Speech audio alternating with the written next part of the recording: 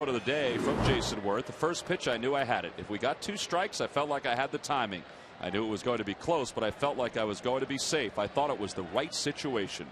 Pedro Feliz did a great job of getting out of the way. I remember thinking back now on it that I remember my first reaction was I thought a fan ran on the field because it was like a little flash of movement to your out of the corner of your eye, and the crowd roared. Now Juan Pierre leads things off. And the count 0-2 to Pierre. By the way, 15 minutes could save you 15% on car insurance. Visit us at geico.com or call 800-947-AUTO. Pierre riding a 5-game hitting streak, and he tried to check his swing on that pitch. And he did, and it's 1-2. Juan Pierre took over in left field 5 games ago for Manny Ramirez, who was suspended 50 games by Major League Baseball. And he hits this one toward the middle. Backhanded stab by Utley. Off balance throw in time to get Pierre. What a scoop by Ryan Howard. Boy, has he gotten better at that. Because Chase Utley really has to hurry. Juan Pierre is not as fast as he used to be, but he can really get down the line out of that left side. And he knows he can't get a lot on that throw. He has to hurry it. Nice job by Ryan Howard, who's so confident doing that now. Here's another look. Utley takes one extra step. Now throws the ball low. He watching all the way, and Ryan Howard makes a play on the other end. Now the Phillies with the least amount of errors in Major League Baseball with 8 and a .993 fielding percentage. And one of the reasons that guy at first base, now that would not have been an error if it had bounced away. But he has saved some fielding errors by the infielders by taking balls out of the dirt. Here's Rafael Furcal, who takes the first pitch strike, and it's 0-1. Furcal hitting .238, a home run and 8 RBIs. And a line drive foul right past the third base umpire, Tim Cheetah. Now the umpires for tonight's ball game, as Wheels mentioned, Bob Davidson is behind home plate. Jeff Nelson's at first. Mark Carlson is at second. And Tim Cheetah just trying to go over his form of getting out of the way there. He's the crew chief, and he's over at third. And you saw where Feliz was. We talked about this last week in the game against the Mets. With right-handed hitters, the way Moyer pitches, he doesn't have a lot of velocity. You pitch inside. You play the third baseman over near the line on a lot of these guys. Calling a little bit of a slump, batting average of 100 over his last 20 at bats. Well, he's got the count even, 2 balls and 2 strikes. Larry Bowa is down there talking to Pedro right now, saying, I guess we both better stay loose.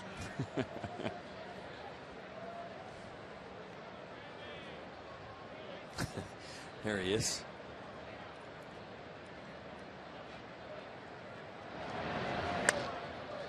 Pop-up foul behind home plate. That'll find the seats. Jamie Moyer with 249 career wins and 187 career losses. A lifetime ERA of 4.21. And he said after his last outing against the Mets, he went back and looked at a tape from June 10, 2002 to try to figure out what he had to do to get back on track. And 2 hard hit balls right toward Chase Utley. One was a nice play. The other one's a base hit by Furcal. And the Dodgers have a 1-out base runner. That ball was smoked. Chase Utley just backing up a little bit, trying to backhand it, and correctly scored a hit. Jamie Moyer in Major League Baseball history is among the top 50 pitchers of all time, as he'll face Orlando Hudson, the number 3 batter for the Dodgers, with a runner on first base. And Hudson takes one for strike. It's 0-1. Furcal used to run all the time when he was with the Braves, especially. And there's Tom talking about the all-time wins, and right behind Bob Gibson and Carl Hubble, 2 pretty familiar names, and tied with Vic Willis. The Delaware Peach, Vic Willis. Where'd you get that? I did some research on it. Not the Georgia Peach, nope. The Delaware. Now, why is he the Delaware Peach? He's from Delaware. I mean, he was from the Newark, Wilmington area. Spent most of his life outside of baseball there, and I never saw why he picked up the nickname the Delaware Peach, but that was his nickname. The famous Georgia Peach, of course, was Ty Cobb. Right. 0-1 the count to Orlando Hudson. A little toss over to first, and Furcal is back standing. Like I said, Furcal used to run a lot. You know, he'd get on first base. It was almost automatic that he would go. And he's not that kind of player anymore. I mean, he'll still run. He can still steal bags. But that used to really be his game. 4 attempts so far this year, 3 steals. And a number back to the mound. Moyer has his only play is to first, but he'll get Hudson. And there are 2 away. That's a good changeup, and he really got Orlando Hudson way out in front. And see a veteran player like Jamie Moyer. Tom said the only play, he didn't even think about second base with a guy like Furcal and take a chance on missing that play, and then all of a sudden first and second, 1 out. He just got the sure out. So now the Dodgers with a runner in scoring position. They lead the National League in runs scored in the first inning with 37 this year. And here's Andre Ethier, who was 7th in the league in RBIs with 27. And that's the first pitch to a batter that Moyer starts the hitter off with a ball.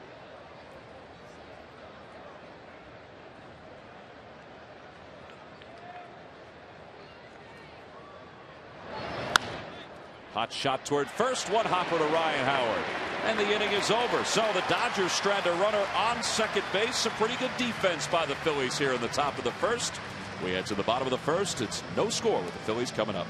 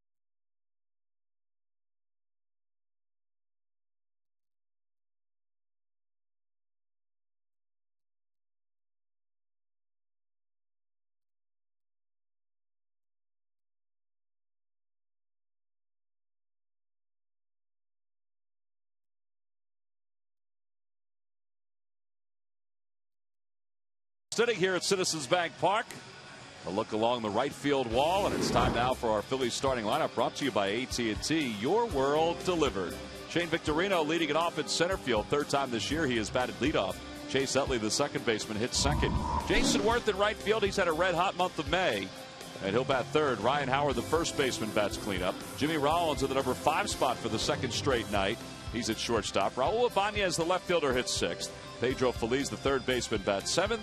Carlos Ruiz, the catcher, hits 8th, and batting 9th and pitching, of course, is left-hander Jamie Moyer, and they're facing former Philly Randy Wolf, making his 8th start of the year. Boy, time marches on. Hard to believe he's 32. He'll be 33 in August now. Former 2nd-round draft pick for the Phillies. 2nd tour of duty now with the Dodgers. There are the numbers on Randy Wolf. You see left-handed hitters only hitting 121 against him, and the opposition only 205 overall. He's pitched well for the Dodgers this year. Here's our Southwest Airlines scouting report on him. That's his fastball. Has a lot of tailing movement. He has pretty good changeup now. He never used to throw that pitch that much when he's with the Phillies, and he still loves that slow overhand hook. That Brian Bohannon curveball. Yep. Now, Randy Wolf has been a tough luck pitcher for the Dodgers. He's only got those 2 decisions, 1 win and 1 loss. As Shane Victorino leads things off, it takes 1 low. Randy, though, has only allowed 2 earned runs in his last 17 1/3 innings of work, and he's had 3 straight no decisions.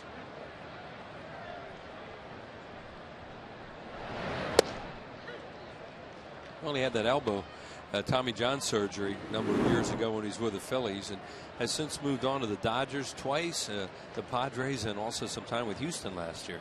He won 78 games during his career with the Phillies, from part of 1999 to the 2006 season. Through the first pitch in this ballpark, and D'Angelo Jimenez of the Cincinnati Reds got a double, a little bloop double down the right field line, and so Randy Wolf in the books forever as the first pitch thrown here at Citizens Bank Park.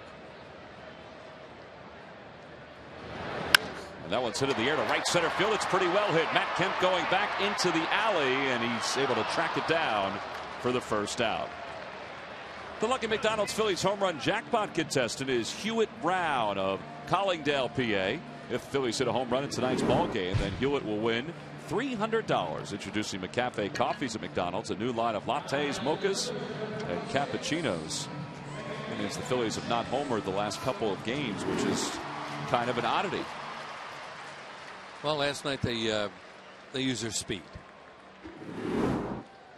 especially one guy.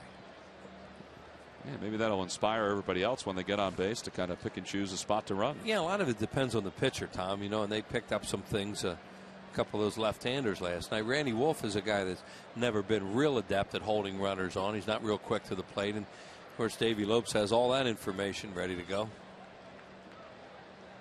One away for Chase Utley. Chase is just 3 for 17 on this homestand. And Bob Davidson's got a pretty big strike zone tonight, and the count is no balls and 1 strike. Well, that'd be good for Jamie Moyer. Dodgers not overshifting Utley with 3 players on the right side, especially with a left-handed pitcher who likes to pitch away. Randy Wolf does not pitch in the left-handed hitters that much. He will pitch into right-handed hitters. And Chase pops one up over the third base dugout, so it's 0-2. During the 2009 season, Turkey Hill will contribute $100 for each Phillies victory and 5 cents for each carton of Phillies Grand Slam ice cream, sold to support the Phillies youth baseball and softball programs. I just made a great catch down behind the Dodgers dugout, the glove, and then handed it to maybe his son, a little kid sitting beside him. That was really a neat thing to see.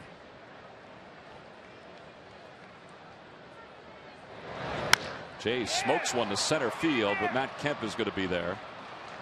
And there are 2 away. Well, 2 hard hit balls by the Phillies and 2 outs here in the bottom of the first inning.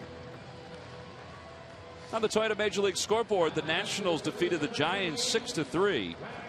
Chiron Martis picked up his 5th win as Barry Zito dropped to 1-3, and Ryan Zimmerman's 30-game hit streak came to an end. He was 0 for 3 with an intentional walk in today's ball game. Boy, that's an unbelievable hitting streak. 30. Think about that. That's so hard to do. Put down a 30 game. This is a guy that's not going to get leg hits either.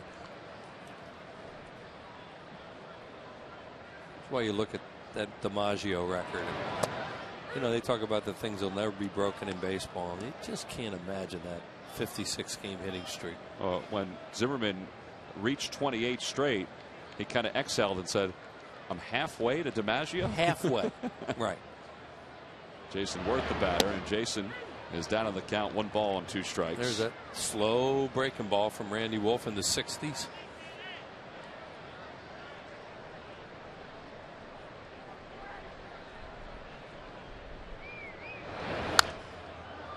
And the count remains 1 ball and 2 strikes. Wolf's fastball so much better than it was when he was with the Phillies before the elbow operation. You know, he was hurt and he really couldn't have much velocity on his fastball, and now he's consistently around 89, 90, 91, and that really helps his changeup and breaking ball. There's that changeup, but it's 2 balls and 2 strikes. Lifetime Randy is 8-7 here at Citizens Bank Park, and you see the opponents are having trouble just getting on base against him because he hasn't walked a whole lot of guys. Right. That's such a huge part of pitching. He is a fly ball pitcher. We've already seen 2 fly balls here tonight, and he's pitching in that huge ballpark in Los Angeles. He's perfect for that.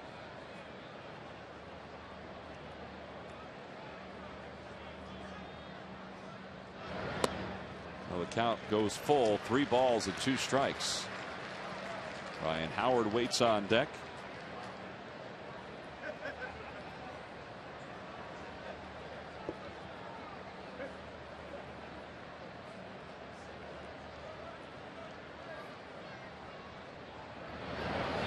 Ball 4, and Jason's aboard with a 2-out walk.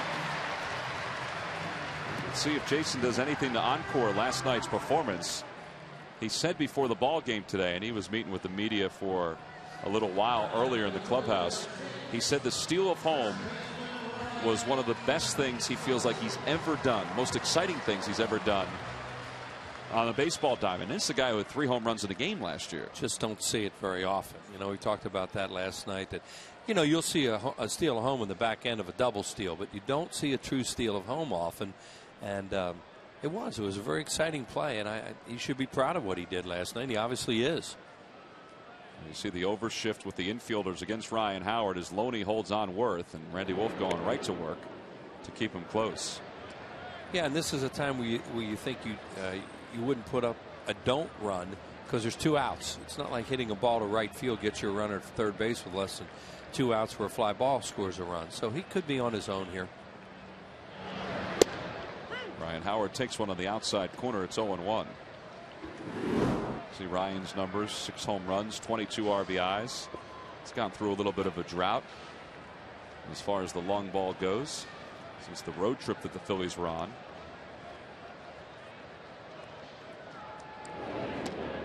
He leaned a little bit that time. Davey Lopes. Here's Charlie Manuel. And Davey Lopes and Worth are talking it over right now. What they see.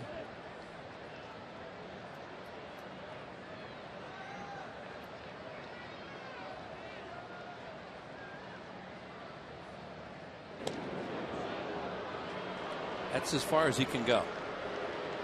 There he turns it to Davey again. Davey's talked about him so many times. He's very adept at seeing something with a pitcher and then telling the base runner when they see it go. There's no hiding it either. I mean, the first baseman's going to hear it. The umpire is going to hear it. Well, the term he uses is you got it.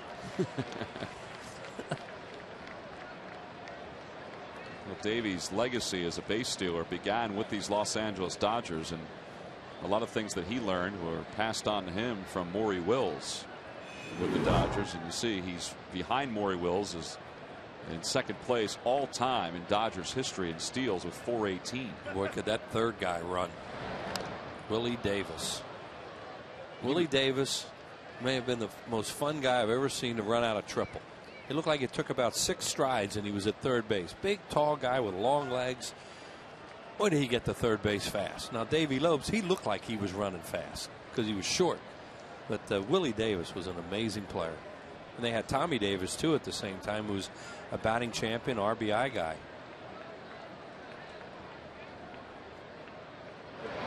Fastball swung on and missed, and Howard is down on strikes, and the inning is over. So the Phils strand a base runner here in the first. Each team with a base runner in their half of the first. No scores. We go to the top of the second.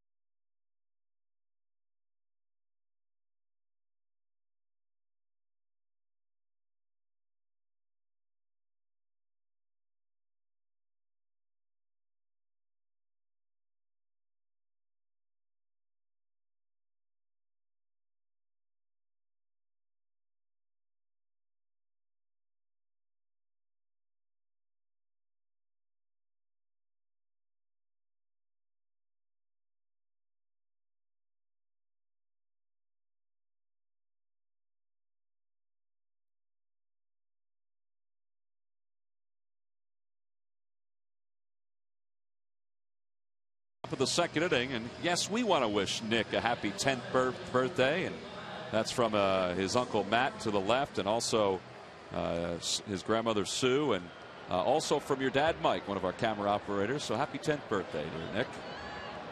Hope you're enjoying yourself as you get ready for school tomorrow. So make sure you get to bed early tonight. Here's Russell Martin to start the top of the second inning. And Martin pops the first pitch toward the Hall of Fame club. The count is 0-1. Martin last night was 1 for 4.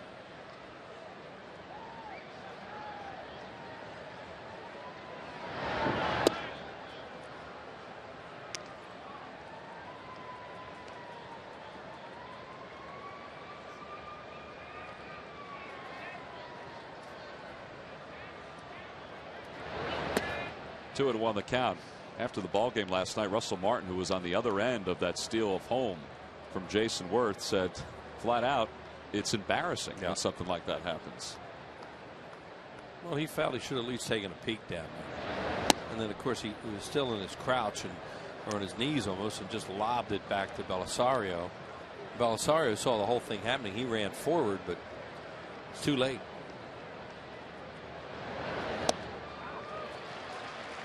3-2 the count to Russell Martin. Here is the steal home. Now watch right there. Jason goes. Before Martin even released the ball, he went. And Martin took his mask off. Slow chopper to third. Feliz has to hurry, and he does. One away. Well, the Florida Marlins are coming to town on Memorial Day. That's the unofficial start of summer. And it's a Hatfield Dollar Dog Night on May 25th. 3 straight 7:05 games. There are good seats still available for Monday and Tuesday, the 25th and 26th. You can log on to Phillies.com. That Wednesday game is already sold out. There's a great giveaway that night. Compliments of Teva. It's a green Shamrock Phillies hat that'll be given out to all fans on that Wednesday night. Here's James Loney, the Dodgers first baseman. Was it approved by Sarge? I don't know if Sarge gave his signature, but he did like it when he saw it. Well, then it'll be terrific. Yeah. He doesn't usually wear baseball caps, though. No. No, he styles other ways. He's in there picking out more new ones tonight. I saw that.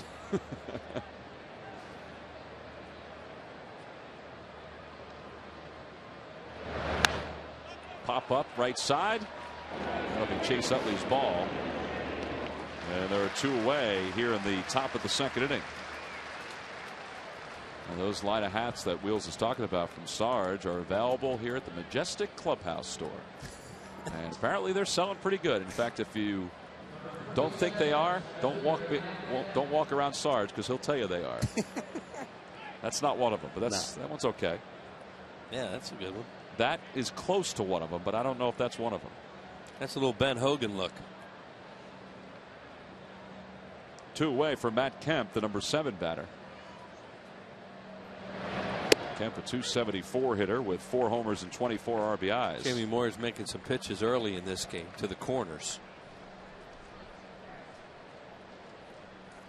You know, I think I've seen Sarge wear a hat like that. Yeah. Pedro Feliz is going to be busy tonight. And that's his second assist of this inning, and it's a 1-2-3 top of the second for Jamie Moyer. Looks much more comfortable tonight than he did last week in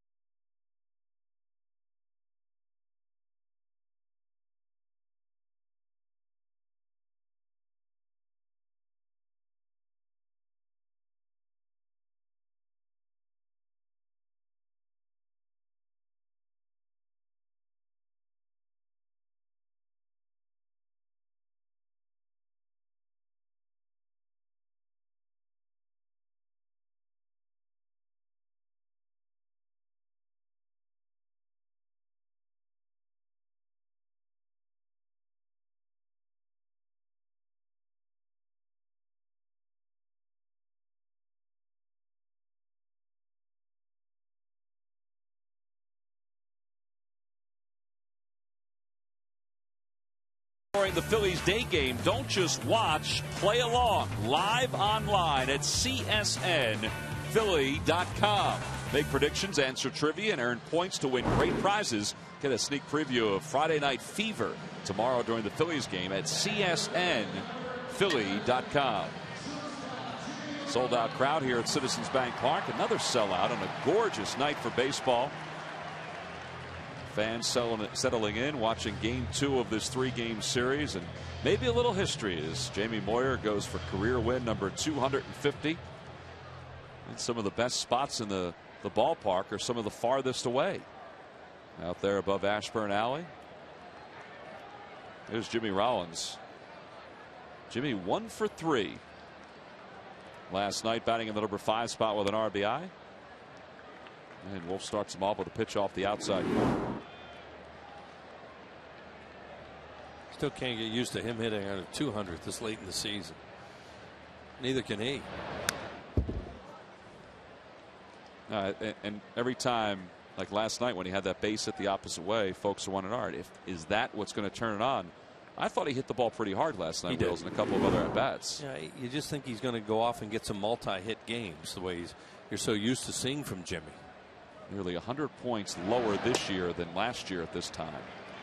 And it gets harder and harder, I think, for him to just you're not going to get to 250 in 2 at-bats or something. It's a grinded out situation for him now.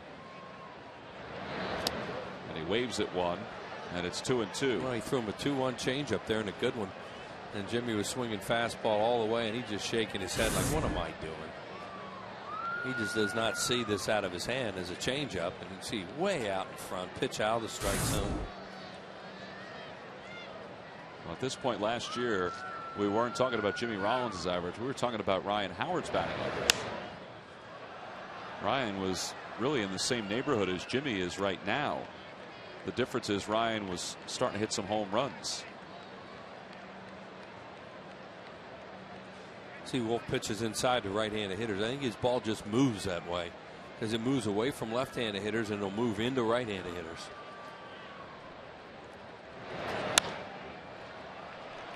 Jimmy fights another one off, and the count remains 2-2.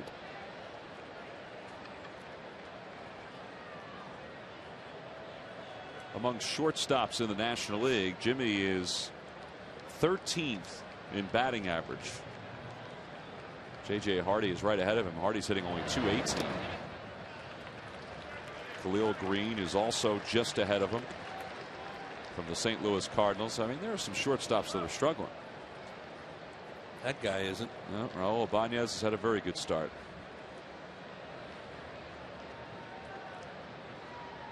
.3-2 hit in the air, deep to left field. Way back is Pierre. Gone!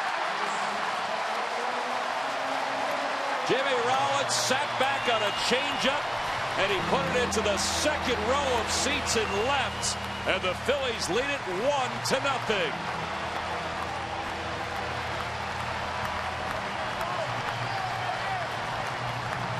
Yeah, 3-2 changeup from Randy Wolf. Out over the plate a little bit. Remember what he did on that first changeup. You see he's just out front a little bit on that one, but still stayed back. Pitch was up in the strike zone, and it's his second home run of the year. He's hit one right-handed, one left-handed.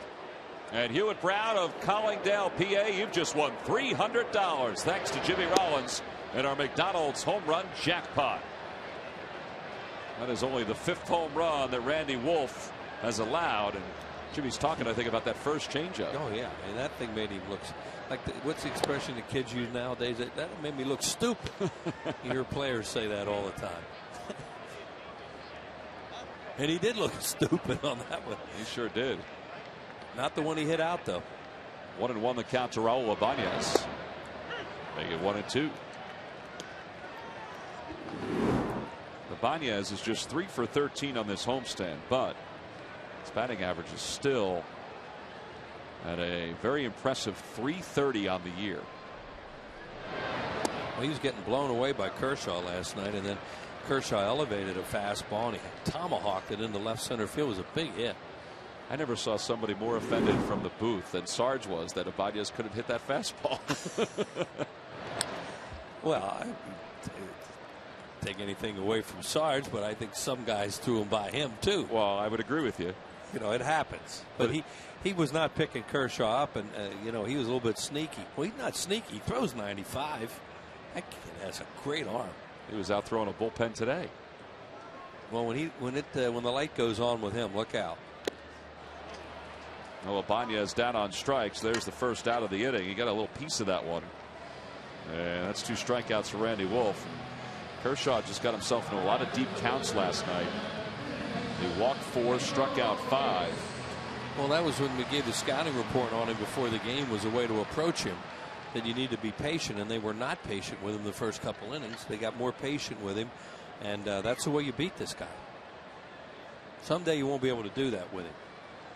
Here's Pedro Feliz, and Pedro takes one low. It's 1-0.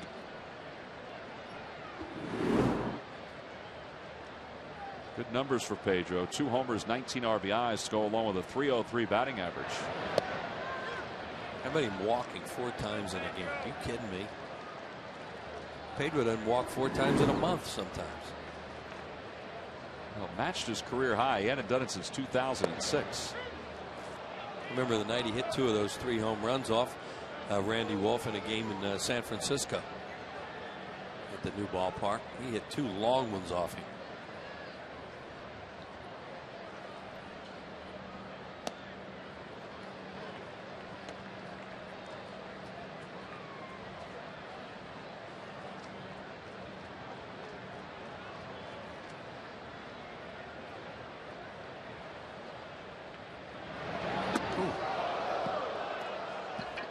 Throwing a lot of junk away, and then little bow tie. Well, he's taking a lot of pitches too. Yeah. Well, he loves that first pitch, and he has been staying off it a little bit. 3-2 to him. He's out in front. And Rafael Furcal calls everybody off. Well, one thing that 3-2 changeup that Jimmy Rollins hit out, it didn't do is scare Randy Wolf to throw another one, because he just got an out on a 3-2 changeup. Now here's the one that Jimmy struggled with. Way out of the strike zone, a 2-1 changeup just fooled him. And watch the difference in location and the way he stays back. 3-2 changeup, got a lot more of the plate, up, home run. Yeah, it looked like Russell Martin was setting up in the same spot. Yeah. And it just didn't go to that same spot. Well, it's supposed to. How about Carlos Ruiz? He lays into one and he smokes it toward the gap in left center field. He's going to get a double. And Carlos with a 2-out, 2-base hit. That's only his 3rd hit here in the month of May. Well, Randy Wolf continues to throw fly balls, and that's why this park is not a great place for him, because he does not throw many ground balls. He is a fly ball pitcher, and starts him with a fastball up, and Carlos hits it to one of the deeper parts of the ballpark, and a one hops the wall.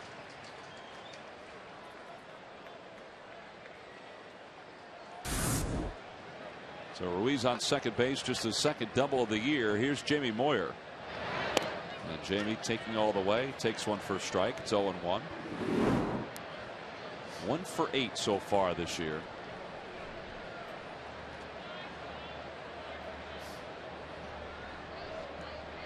Well, Kemp's shallow in center, and so is Pierre, and that's probably the proper way to play Randy Wolf. Ethier's a little deep and right. Look how much deeper he is. A conversation between Russell Martin and Randy Wolf.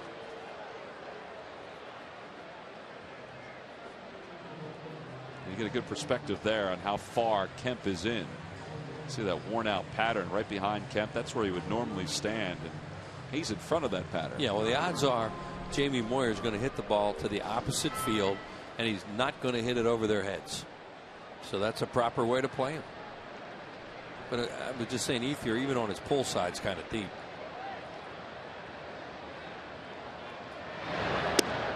Outside for a ball, 1-1. Jamie does draw walks. He has 5 of them this year, and only 4 strikeouts.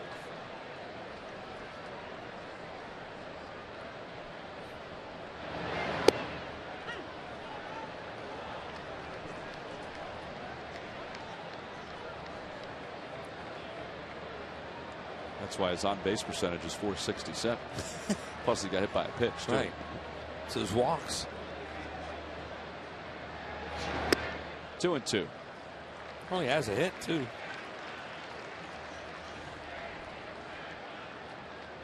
Making Wolf throw a lot of pitches. 43 here with 2 outs in the 3rd inning.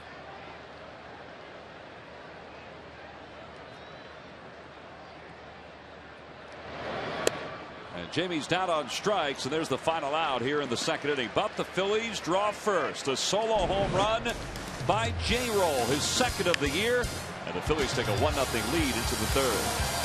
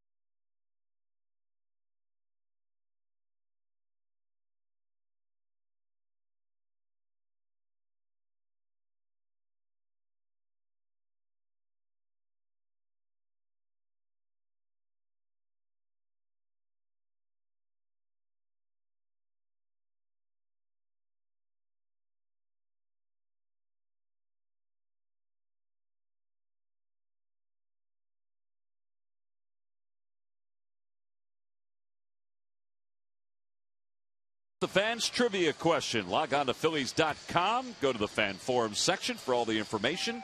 And please submit your answer on the subject line. The question is, who holds the major league record for most postseason home runs? That's changed a lot over the last few years. The answer will be revealed in the 7th inning. There's Cole Hamels, who will start tomorrow against Chad Billingsley here at the ballpark. What a matchup that is on paper. Great matchup. Billingsley has really turned his season around. The Phillies hurt him in postseason last year, and he's gotten off to a very good start. And Cole Hamels is starting to come into his own. There's Casey Blake, who takes a changeup for a strike. See what Cole did his last time out. He's now 1-2 with a 6.17 ERA. Billingsley leads the league in wins with 5 and has a 2.45 ERA. Good the way Cole Hamels was right in the front of the dugout there, watching Jamie Moyer pitch to this lineup, because Jamie, they pitch similarly.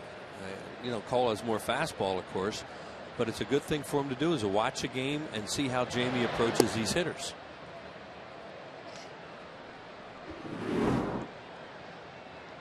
See Blake's numbers. He, along with Andre Ethier and Manny Ramirez, are tied for the team lead in home runs with 6. He reaches out, pops that one up. Howard might have a play over toward the warning track. 1 away.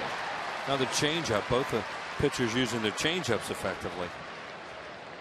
I think that's what Jamie was talking about the other night in that loss to the Mets, when he allowed 7 runs and 7 hits and 2 1/3, is trying to find the location of his changeup. He couldn't throw anything where he wanted to the other night, Tom. As you say, his changeup, fastball, nothing. And you throw balls down the middle of the plate in this league and you will get hurt. Randy Wolf got hurt with that changeup to Jimmy Rollins. Well, this is not a gimme of an out facing Randy Wolf. He is a pretty good hitting pitcher. He had that game here against Milwaukee where he hit 2 home runs. He has 4 home runs overall. Excuse me, it was against Colorado in the first year of the new ballpark. And Jamie's ahead 0-2. Lifetime numbers for Randy, just a $182. But he's a pretty good athlete. Yeah, he is not an out. You have to approach him as another hitter.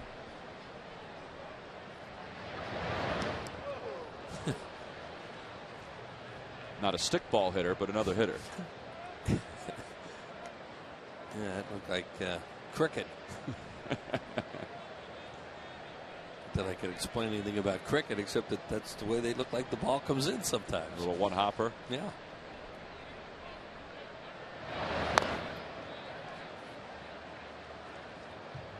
Jamie's throwing him pitches other than fastballs right now, and that's out of respect to Randy Wolf. He doesn't want to throw a fastball in the middle of the plate.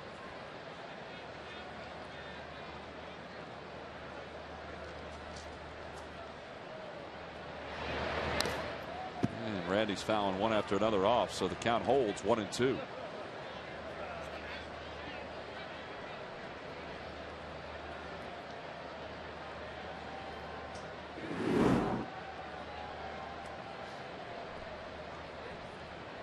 See what the opposing pitchers have done against Jamie for their career.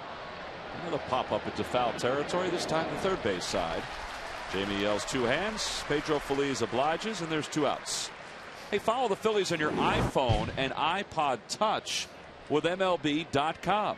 At Bat 2009, featuring play-by-play, video highlights, and live audio broadcasts. Visit Phillies.com on your iPhone or iPod Touch to purchase today. Man, they got all kinds of trinkets out there. 2 away. Here's Juan Pierre, who was retired on a fine play by Chase Utley his first time up. When you first got your first cell phone, how cool you thought it was. How big it was, too. Now you carry these Blackberries around as a computer. 1-1 the count. Like that. Yep. Now he's either twittering or he's getting the pitch count from Moyer. Howard gobbles that one up. Jamie's there to cover, of course. He is so smooth. It's Ryan Howard. That's a nice play. 1, 2, 3 go the Dodgers' second straight inning. That's 8 in a row retired by Moyer. Phillies hanging on to a 1-0 lead.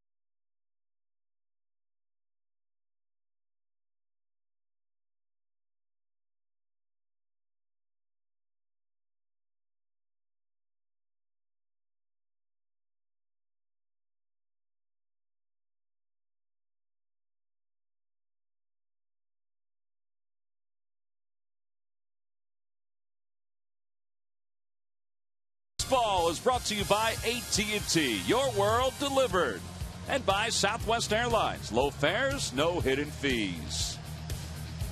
That camera's going to come in handy when there's a ball that's hit right over the first row, or right over the railing in right field. See the reaction of the fans out there. We go to the bottom of the third inning. There's that camera we're talking about. That could help on any controversial homers. I didn't even think about that, Wheels. It's there as a service to baseball. Absolutely. Umpires would be very happy to have that angle. Well, top of the order for the Phillies as we start the bottom of the third. 1-0 thanks to a solo home run by Jimmy Rollins. Victorino hit the ball hard against Randy Wolf his first time up as he lined out to center.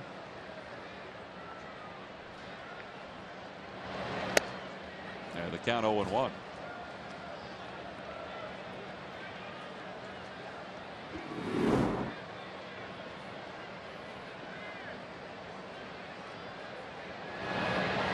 Shane lays down a bunt to the third base side. Wolf with a nice play And there's one away. Randy Wolf's, as Tom mentioned, is a good athlete. And as soon as his hands, Victorino's hands, started to slide up the bat, he anticipated that, and he was in movement off that mound. Now see, he sees he's going to try and drag it down the third baseline. It was not a good bunt, and Wolf was on it quickly and threw him out. He obviously wanted to get that further towards Casey Blake, and then he had a chance to beat out. But it's a good idea. If nothing else, the scouts put that down, and you might get a third baseman to play up a little bit more because they'll put down Will Bunt. Yeah, Charlie talked about that today, that he doesn't always ask Shane or Jimmy to bunt. He leaves it to them, and he said there's only a few times that he thinks that they can, and that's one of those times to start an inning. Maybe take a chance to see if he can get on base. And there's nothing like getting that third baseman up a little bit. It gives you more room to slap a ball by him, and if you bunt once in a while, the scouts are going to put that on the reports. Chase Utley also flied out to center, more toward left center field his first time up. And the count 1-1 strike to him here. There is Casey Blake, who has no thoughts of playing in right now with Chase Utley. He's not thinking about Utley bunting, no.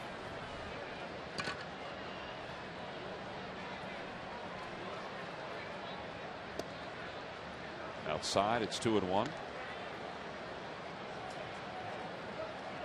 There's another guy that would never bunt if he was playing a game. He'd probably think he's a power hitter. That's not cute. Fanatic's best friend Tom Burgoyne was down at the Baseball 101 today to explain what the Fanatic does. Baseball 101 for a lot of women fans who are here. You were down there also, weren't you? Had a very good time. Yeah, they're great fans. It's fun. Sold out today. There's another one later on this season. Yep.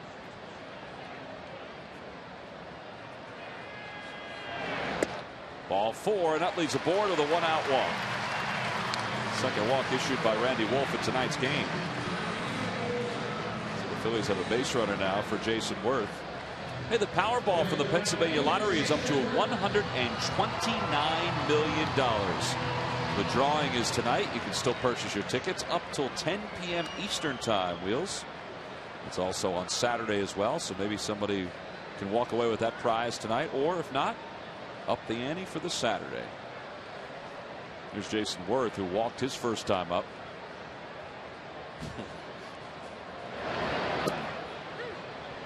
Jason falls behind. No balls and 1 strike.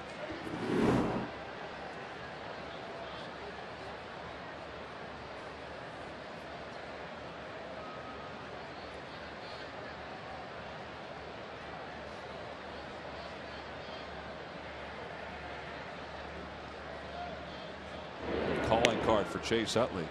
Well, and Jason Worth is a guy who can shoot the ball through the hole on the right side. The infielders cheating towards second base now in the middle of the diamond for a double play, and Worth has good bat control, and he can use this area effectively, just like a left-handed pull hitter, to get a first and third.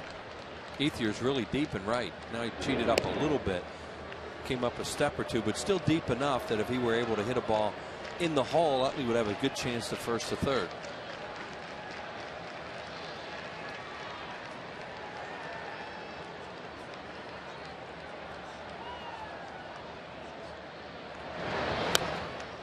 The end of the bat, and the count, no balls and 2 strikes. Very little chance that you could take a 65-mile-an-hour curveball and stay back enough to hit a ball to right field. And you can see how way out in front of that he was.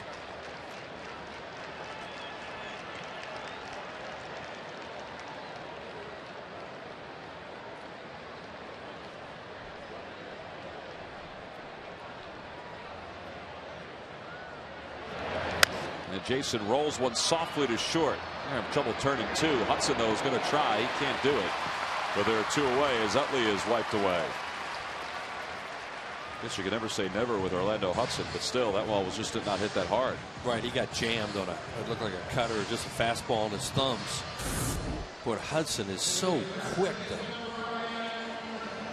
He can throw across his body and get elevation in a hurry. We saw that last night. He doubled Jason Worth, and he is about as quick as any second baseman as you'll see is the transfer and getting that baby on the way to first base. That's why he's a Gold Glove winner. He's one of only a handful of guys in baseball history that has won a Gold Glove in the American League and the National League. Right, with Toronto and Arizona.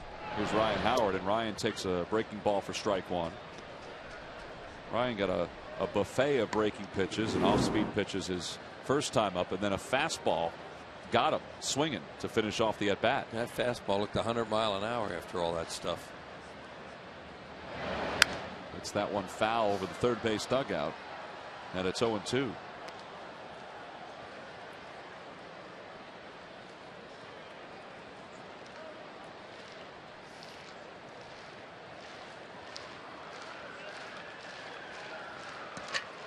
Randy Wolf and the Dodgers staff hasn't given up many home runs. He's given up 5, counting the one tonight. As a staff, they've given up just 23 this year.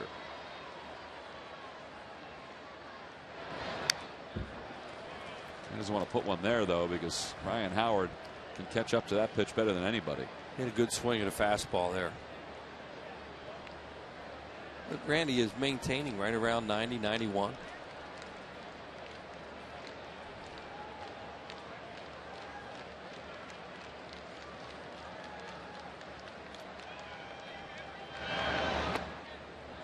Lays off the curve, and it's 1-2. You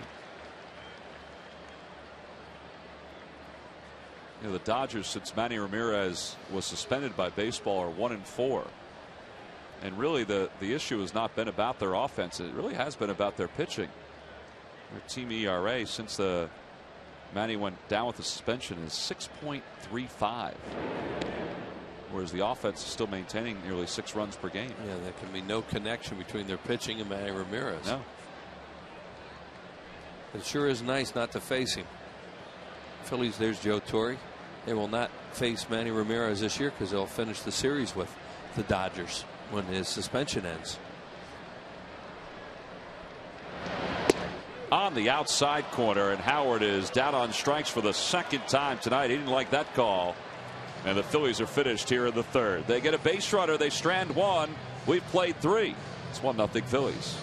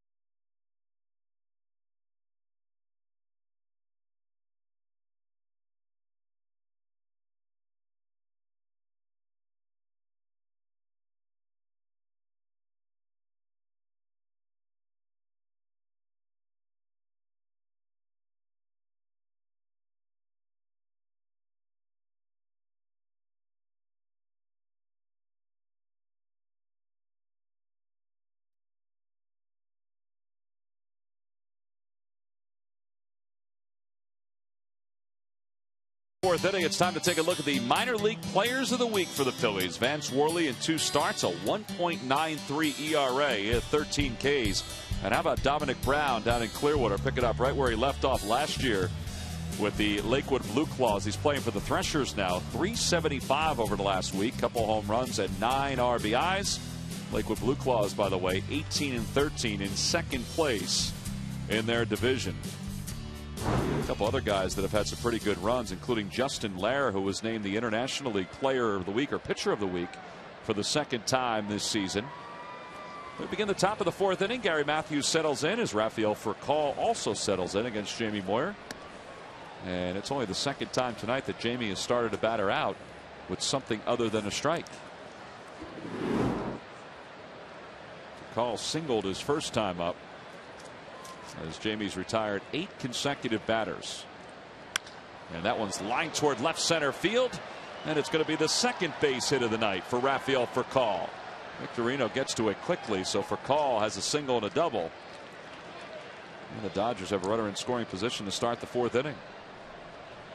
That fastball out over the plate. For Cal jumping on it, not trying to do too much with it. Solid line drive. We'll see where the pitch is. You can see that ball right down the middle. Ruiz wanting that ball on the inside part of the plate. Jamie's been jamming some of the hitters, and for Cal getting the head out. Yeah, he hasn't really been in the middle of the strike zone the entire night until that pitch right there. Here's Orlando Hudson. And he bunts it foul. No secret. He's got to stay out of the middle of the plate, and it helps to throw those first pitch strikes. See Joe Torre as he's giving signs, relaying them to Larry Boa. Just spent some time with Larry Boa today? He was not the happiest camper in the world today. What was bugging him? Yeah, we started. He just thinks the league should use more of a slide step as opposed to the regular. He was a little upset about we're still in those bases. He was upset about the stolen bases last night. But he felt, though, that what happens if you use a slide step, that maybe they won't steal as many or get as good a jump. And he does have a valid point. No slide step there. Hudson smokes it toward the corner in left. Facal's going to waltz home from second. Back-to-back doubles now for the Dodgers, and they've tied this ball game up at 1 apiece. Yeah, back-to-back balls that are up in the zone, and Orlando jumping on that fastball and pulling it. You know, he had success earlier, Jamie, keeping that ball down, in and out.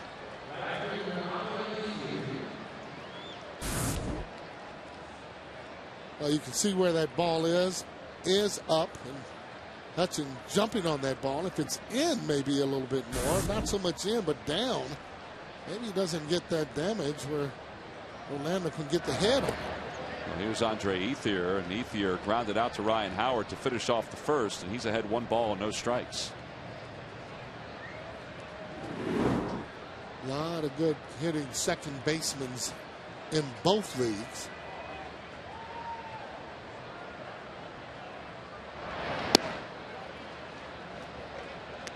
Well, 2 real good ones here, and we've talked about this before, that it's only been the last few years. Maybe Jeff Kent kind of set the stage for, and Ryan Sandberg, for guys that could produce at second base offensively. Well, you got these guys actually hitting in the 3rd spot. Chase Utley, obviously for me, leading the way in terms of the second baseman. Orlando Hudson, Gold Glover, not too far behind.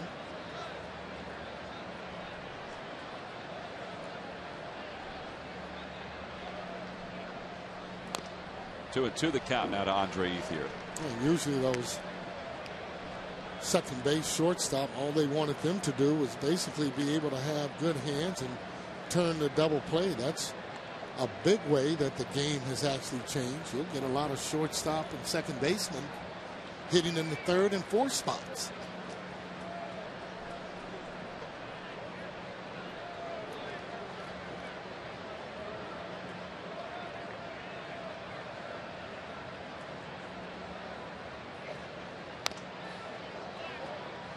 Ethier fights that one off, and the count remains even. 2 balls and 2 strikes. Well, Jamie Moyer, as we mentioned, at the age of 46, going for career victory number 250. Last year, at the age of 45, he won 16 games for the Phillies. Had a pivotal start in the World Series after struggling in the first 2 rounds of the postseason, including a game against the Dodgers. Ethier's going to get the runner over to 3rd. Ryan Howard with the one-handed grab on the grounder. And there's one away, but Orlando Hudson moves to 3rd base. And now a wild pitch, ground ball, sacrifice fly could score Hudson from 3rd. Yeah, that's what you call a good out. When you're able to pull the ball, even though he didn't get the hit, what he has done is set the runner up for the next hitter in Martin. And that's how you play the game. You don't want him hitting that ball to the opposite side. When you do this through the course of the season, that's one of the reasons why the Dodgers are in first place. Because of the little things. Russell Martin takes one off the inside corner. 1 ball and no strikes. Well, they've got the 2 doubles here tonight, and they lead the National League in 2 base hits. They're down in home runs, but they're getting those 2 base hits and keeping innings alive and stretching them out a little bit, and using their speed, and they got some pretty good speed at the top of the order. Oh gosh, Orlando Hudson for Cal, and he used to steal bases consistently, but not that way anymore. 3-0 the count to Russell Martin. Phil's playing that infield back. Still got to be careful on this pitch. To keep it out of the middle of the zone. And if you walk him, you set up for a double play. Well, he does walk him. So runners on first and third. That's the first walk issued by Moyer in this game. And Sarge, there's something different about Jamie in this 4th inning. He just doesn't have the location that he had in the first 3 innings of the game. Oh, bingo. That's right on it. He's gotten 2 fastballs up in the zone for Cal, and Orlando Hudson pitched Ethier pretty tough and was careful to Martin. Carlos Ruiz coming out in front of home plate, laid out some signs, let everybody know if Martin takes off, and he can steal some bags. Yeah. What they're going to do, if they're going to throw through or if they're going to just hold on to the ball. Yeah, somewhere in that location. You're exactly right.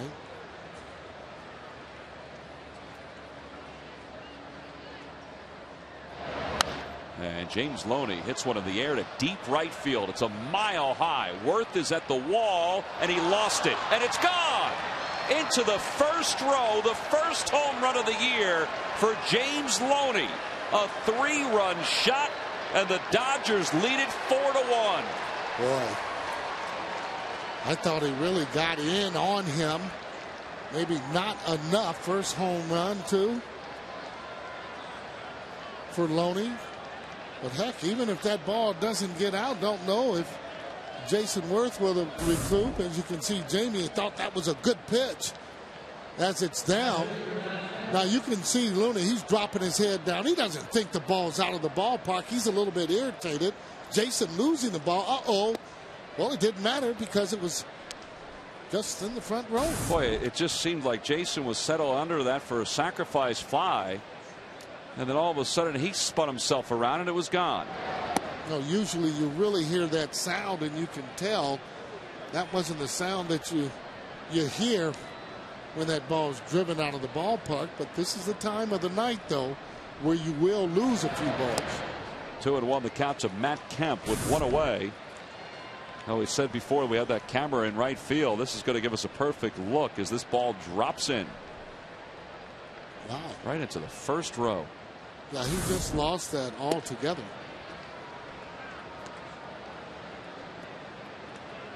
Well, it's a bad feeling when you're going back on a ball and you look up and you don't see it. It used to happen in the Astrodome quite a bit.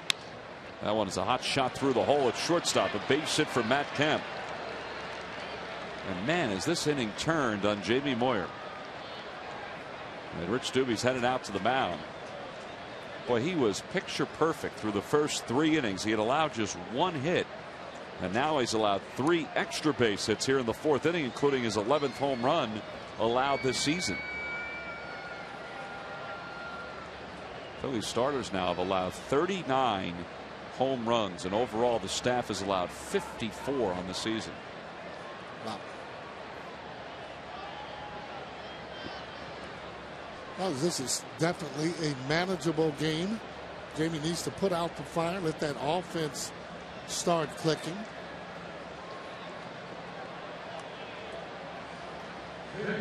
The starting pitcher's ERA 6.16, which is 16th in the National League.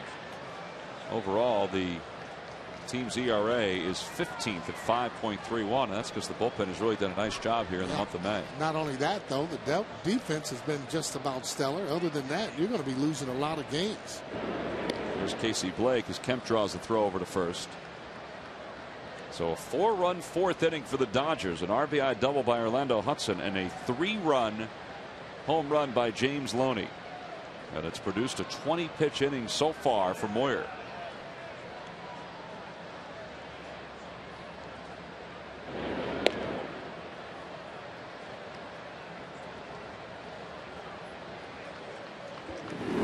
Casey Blake popped out to Ryan Howard his first time up, so he's 0 for 1.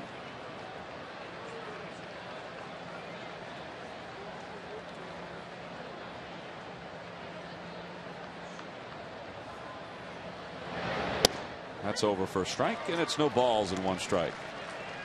Yeah, Jamie, one of those pitchers, when he gets into trouble, he doesn't try and throw the ball harder. He has to go softer, hoping that he can get those hitters off balance.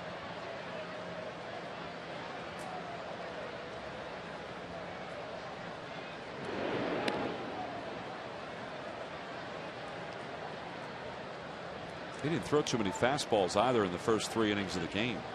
Well, didn't throw a lot of fastballs, but the pitches that he was throwing were in really good spots. He had them in good spots, and you could tell because a lot of the hitters were off balance. 1 ball and 1 strike to count to Casey Blake. They're doing a lot better job in taking the pitches, the Dodgers hitters, this inning. Well, Joe Torre believes in that. Hitting coach Mattingly definitely believes in that. On the Toyota Major League scoreboard, the Marlins have taken a 3-0 lead over the Brewers in the top of the first inning. Marlins come into play today in the National League East in 3rd place, a game back. There goes the runner. The pitch is hit in the air, foul, and it's 2 balls and 2 strikes. But the Marlins have lost 8 of 11 games. Meanwhile, the Brewers, well, they've won 7 of 10. The Brewers are just a game off the pace in the Central. Florida Marlins have been on the road, though, for the most part of the season. So they're going to have a lot of games late at home, which should actually help them in playing in that ballpark. And they play pretty good. So they're tough schedule. They're kind of getting out of the way. And the count holds even. 2 balls and 2 strikes to Casey Blake. Come on, reach down. Come on. There you go. Got to have the one with the longer arms, obviously, will end up getting the ball as they take a look at it. Those are good seats there where you can get balls as he takes a little sip of his cold drink.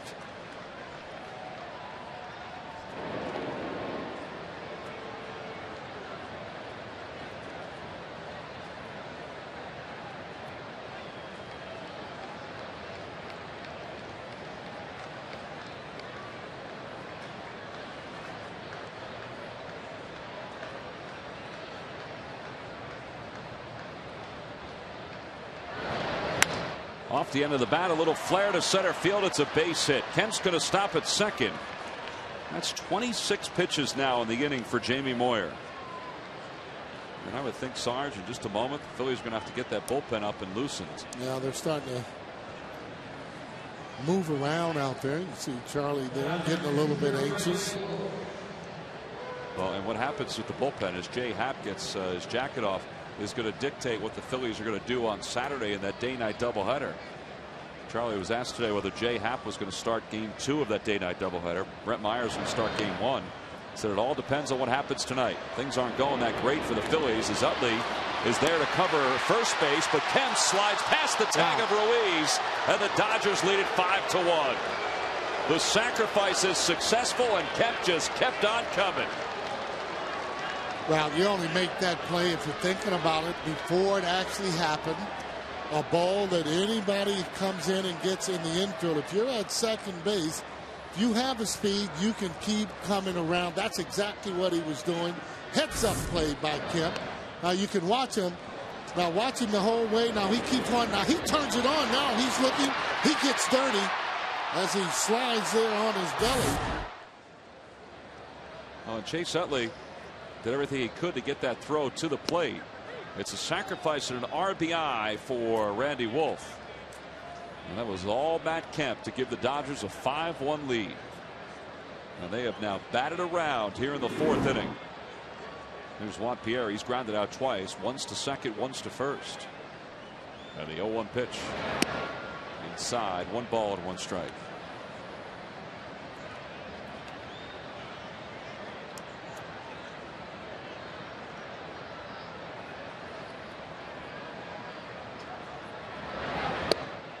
the outside corner. So we've seen Jason Worth steal home last night, have 4 stolen bases in the game, and now Matt Kemp kind of took a page of aggressiveness out of Jason Worth's book. Well, he sure did, and it was nothing anyone can do. Nobody was sleeping on that particular play. That is the difference.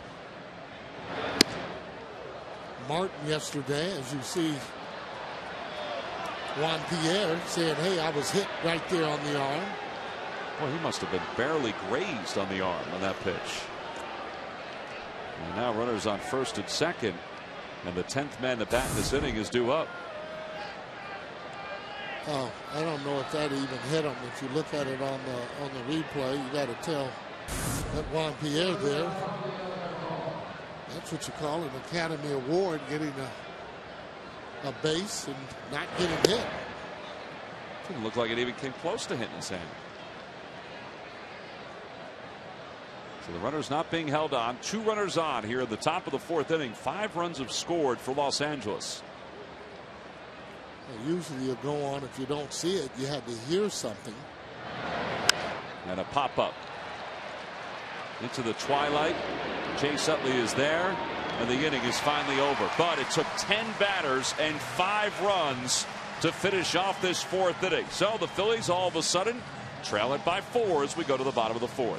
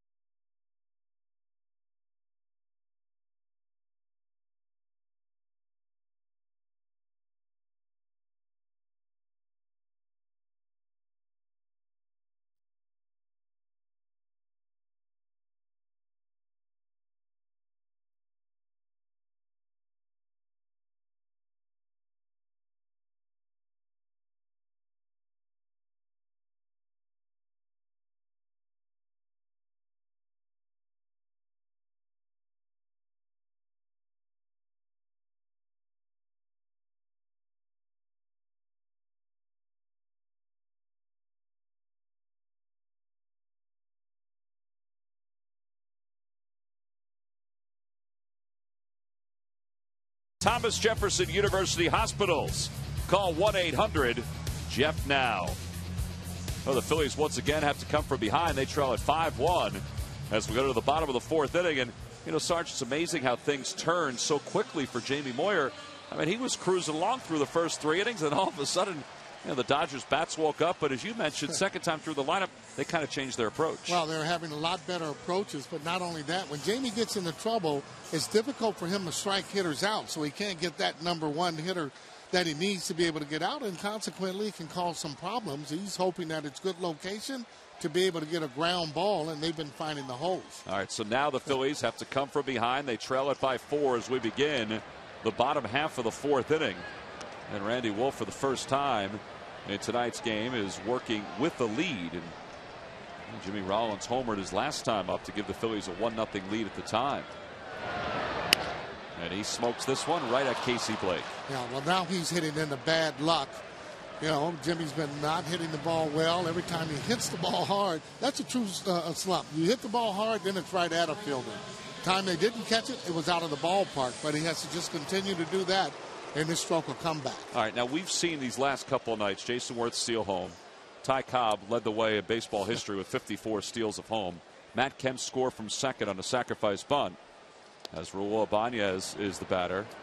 You've played with some pretty good players during the course of your career.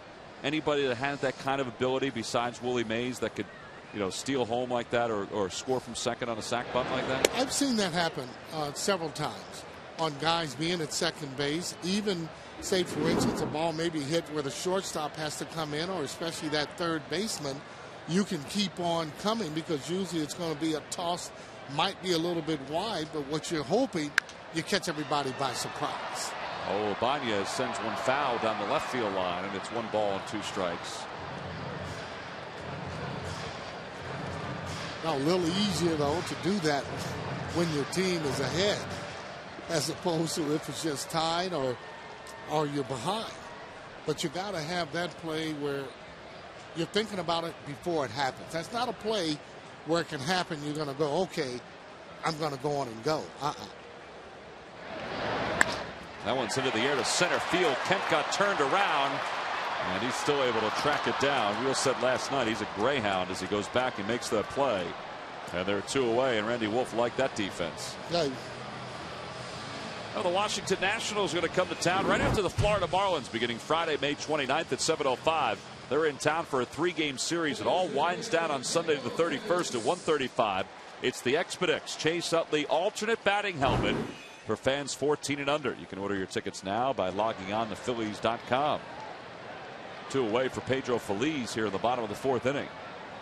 And Pedro, who popped out to short his first time up, works ahead, 1 ball and no strikes. Yeah, Randy was keeping him honest, threw a couple of balls that were up and in, and then he got him to swing at a ball that was off speed. It was an off-speed pitch there, and he was out in front. Yeah, you can't look for 2 pitches off of him. Either 1 or 2. You want to either stay hard or stay soft. But more so, you got to have really slow feet in order to make sure that you hit that curveball, and you want the curveball to be up in the zone. That is a curveball that wasn't up, it was down in the zone. That's your key when you're hitting on that curveball. So you know that if it isn't high up in the zone, that it's going to be a ball. Same thing on the left side. More so on the left side, you want that ball to be up when it's soft or spinning.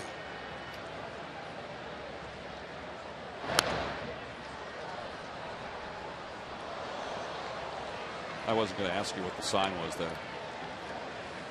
Well, I mean, I guess wrong. I mean, you're going to guess wrong, but the key is if you can just guess right part of the time, and there is really, when you're talking about hitting and so on, a little fastball in, since you didn't want to ask. On the inside corner, and Feliz is rung up for the final out here in the 4th inning. Well, that is strikeout number 4 for Randy Wolf. Make it 5, and it's a 1-2-3 bottom of the 4th inning. Dodgers lead it 5-1 as Jamie Moyer goes back to work.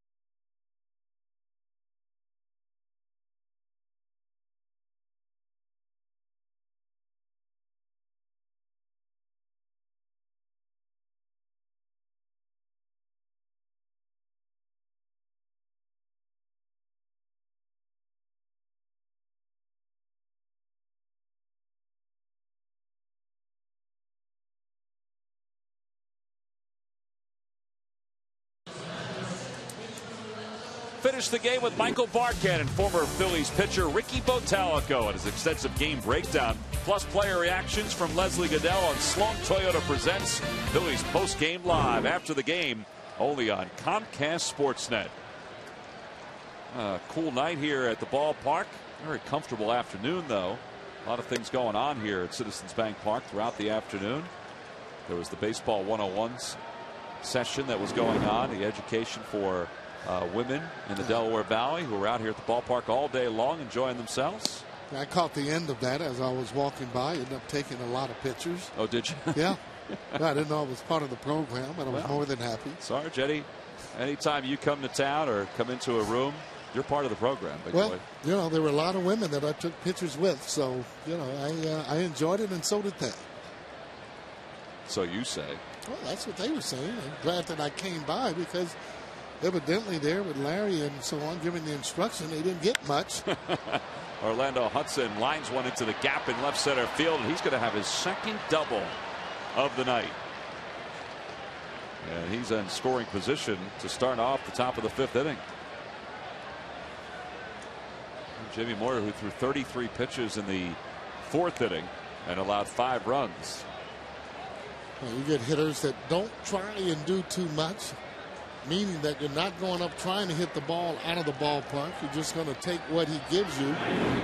Those are the guys that will have more success against pitchers that throw soft.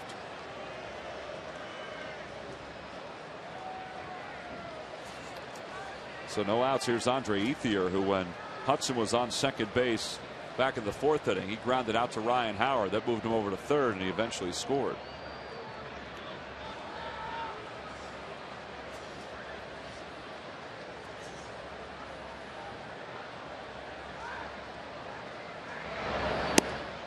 Jamie's still trying to work that inside part of the plate. And he falls behind, 1 ball and no strikes. Yeah, not wanting to let Ethier get those hands extended. That means the ball would be out over the plate.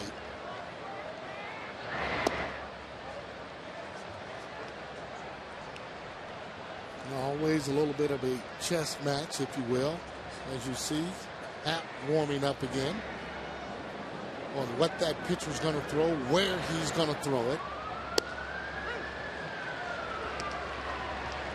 Sometimes pitchers will come inside to you, inside, to be able to get you out of the way, and then vice versa. Start you out of the way, get you thinking, and then bust you inside. 3-1 the count to Andre Ethier. Well, Sarge, we mentioned that Jamie, after the game against the Mets, sat down and watched a tape as Russell Martin waits on deck of a game back in 2002 when he was with the Seattle Mariners. It was a 5-hit shutout as Ruiz throws behind Orlando Hudson, but he's back standing. What does that do for a guy like Jamie when he's able to watch a tape like that? Well, he remembers some of the good things that he was doing, the location. Maybe he's looking where his hands were, where his feet is actually landing, where he had success. And then he tries to get back to where he was when he was more successful. And he gets Andre Ethier on strikes for the first out here in the 5th inning. That's the first strikeout of the night for Jamie Moyer. And there's one away for Russell Martin. Well, that game against the Cardinals, in which he had a 5-hit shutout, I mean, there's some pretty good hitters in that lineup. You know, Pujols was 0 for 4 that night.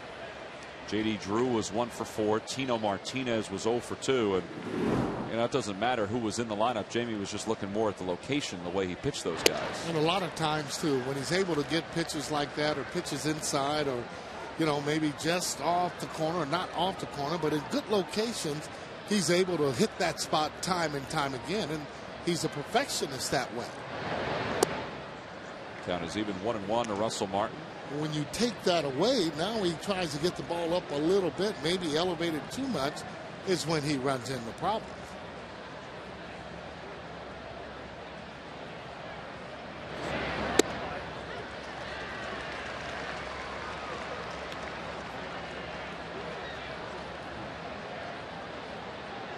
Jamie taking a long look at Hudson.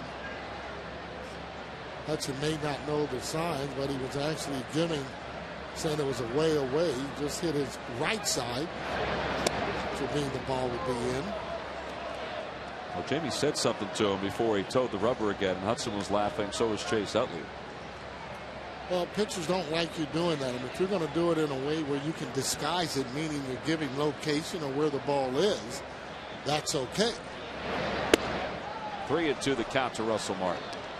You know, but if you're pointing back toward the bag and moving your hand, hey, it's going to be away, and you know that's what he had called. A lot of times pitchers will call timeout and change their signs or location there with the catcher. Line drive, base hit to left field. Hudson got a late start, so he's going to hold up at third. And Russell Martin's aboard with his first hit of the night, second hit of the series, and the Dodgers have runners on first and third with one away, and that's going to be it for Jamie Moyer. Here comes Charlie Manuel, so win number 250 is going to have to wait for the road trip for Jamie Moyer, as he is not going to get out of the fifth inning here at Citizens Bank Park. Well, he had 3 very good innings tonight, but the last 2 have not been great for Jamie Moyer. 8 hits and 5 earned runs and 4 1/3. So that means he's gone just 6 2/3 in his last 2 starts. He'll exit. Jay Happ will enter, and the Phillies trail at 5-1.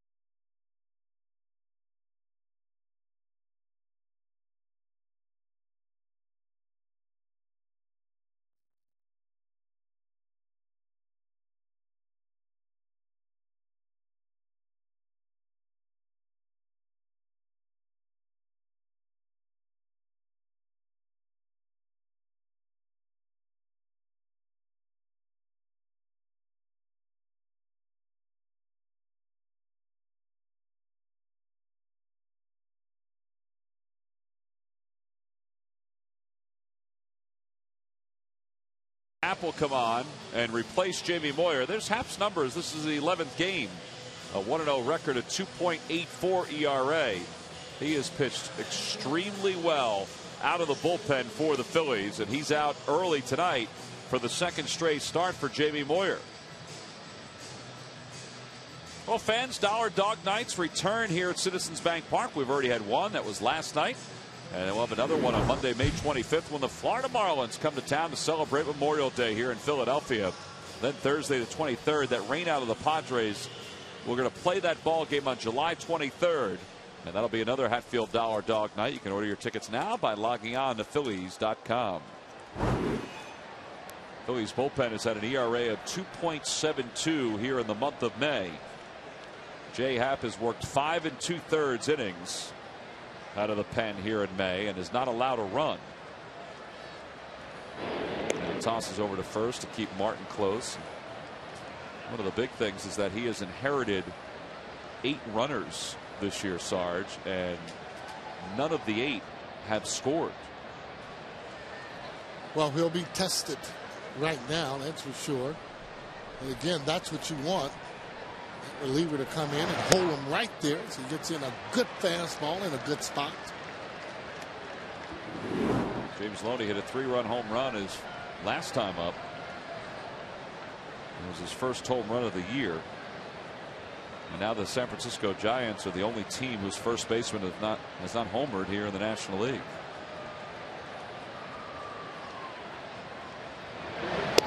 On the outside corner, 0-2. Here's that home run by Loney. A towering shot that I don't think anybody thought was going out of the ballpark. Well, he didn't either. As he dropped his head down, he was probably more surprised than anyone. A hitter will tell you right away when he gets the ball, because he's going to kind of stare at it a little bit if he thinks he's got it. He's late on that pitch, and the count holds, no balls and 2 strikes. Pretty good fastball that Happ is throwing. 93. Let's see what the first batters have done against Happ out of the bullpen this year. He's 26 years old, out of Peru, Illinois.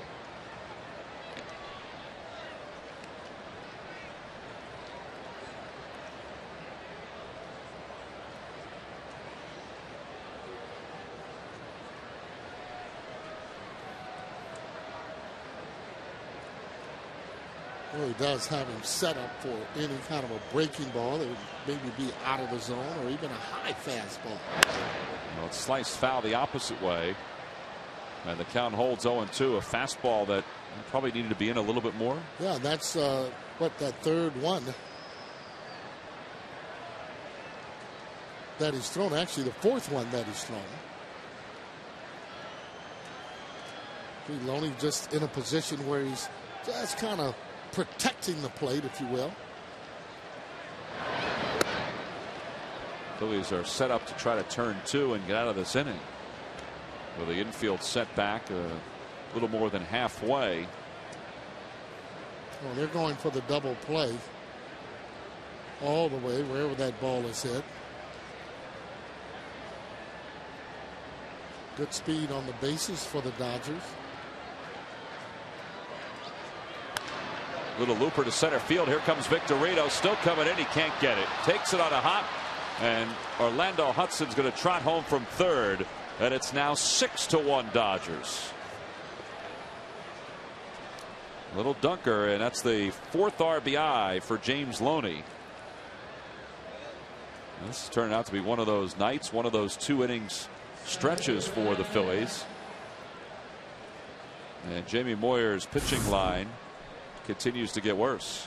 Well, that ball right off the end of the bat wasn't hit well, but in a good spot. Again, Mattingly is their hitting coach, and he has these guys where they're taking better swings and thinking about it. You know, you don't want to overswing when you get 2 strikes. You've seen hitters where they come out of their shoes even with 2 strikes. Well, these guys are putting the ball in play. Consequently, coming in today, they had a 22-12 record as you take a look at Don. Here's Matt Kemp, a single. His last time up, a run scored in that 5-run 4th inning for the Dodgers. And it's 1 ball and 1 strike to him.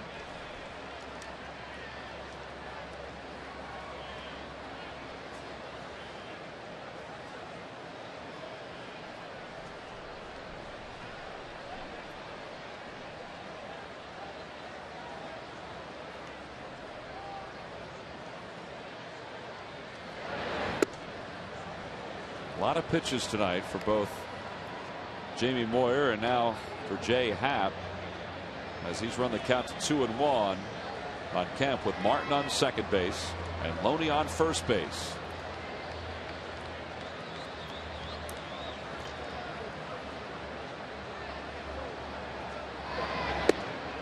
And now 3-1. He's trying not to get the ball out over the plate, but you got to throw strikes. And again, Greg Maddux always said he's not looking to throw a great pitch, just a good pitch. And if you can, the majority of the time, you're going to get good hitters out. Ball 4. Bases are now loaded for the Dodgers.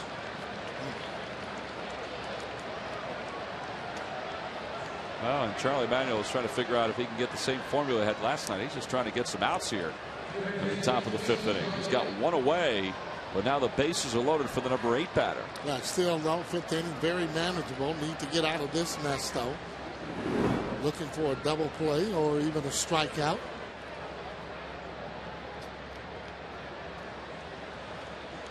Pop up will do in the infield.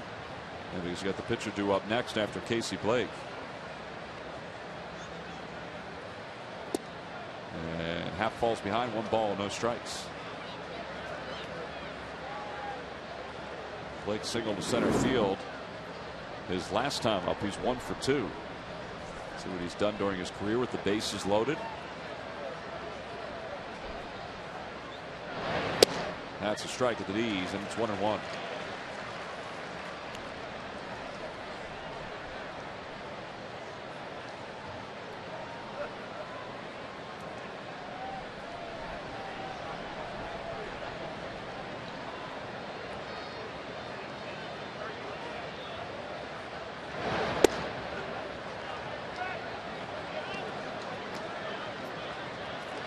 does have some zip on the ball. He's had a good fastball, just a little bit out of the zone.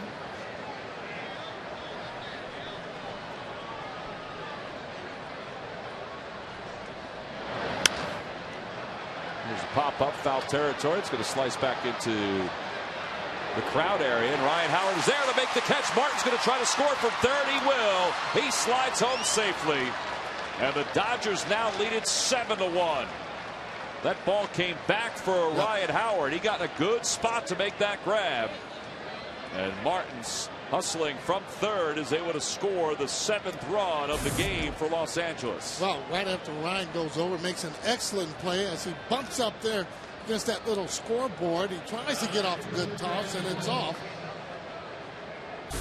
Really nothing that he can do about that. You got to give Martin credit, however, going back over and tagging up, knowing exactly what he was going to do. The only way that he doesn't tag up is if some kind of way Jason Worth was in the play and catches it, because he has his momentum going forward. Here's Randy Wolf with runners on first and third, and the inning's finally going to come to a close as Randy grounds out to Chase Utley, but the Dodgers scored 2 more here at the top of the 5th inning. We move to the bottom of the 5th. It's 7-1 Los Angeles.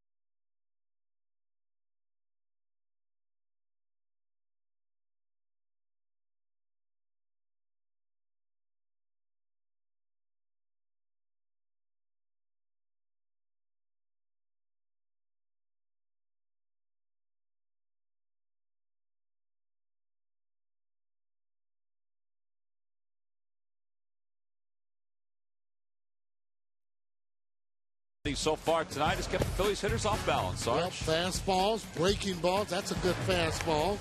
Victorino has to bunt that ball toward the line. You don't want to take a chance on that. There's a fastball there. That's a high fastball. Randy does pitch high in the zone, and you got to give him a little credit tonight. Well, it's time to take a look at our Firestone leaders, and that's where Randy sits. And the all-time strikeout leaders in Phillies history, of course, Lefty leads the way with more than 3,000. Then Robin Roberts at 1871. And Randy Wolf with 971 as a member of the Phillies. And overall, he has 1,268 for his career. Firestone, a tradition of innovation. And there's some pretty good names on that list with Randy Wolf. There's Carlos Ruiz to lead things off in the bottom of the 5th inning. It'll be Ruiz, then a pinch hitter. And then the top of the order. You see Wolf settling in now. He's able to feel a lot more comfortable. That's a fastball on the outside part of the plate. And a changeup that misses low. 1 ball and 1 strike. Carlos doubled his only time up, and at that point the Phillies had a 1-0 lead.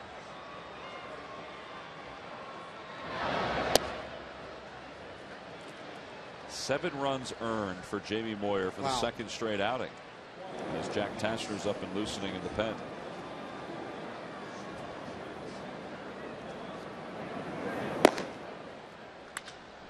Carlos Ruiz lines one toward left. Pierre is back. He's not going to get it. It's over his wall, and Carlos is going to have his 2nd double of the night. So he's in scoring position to start the 5th inning.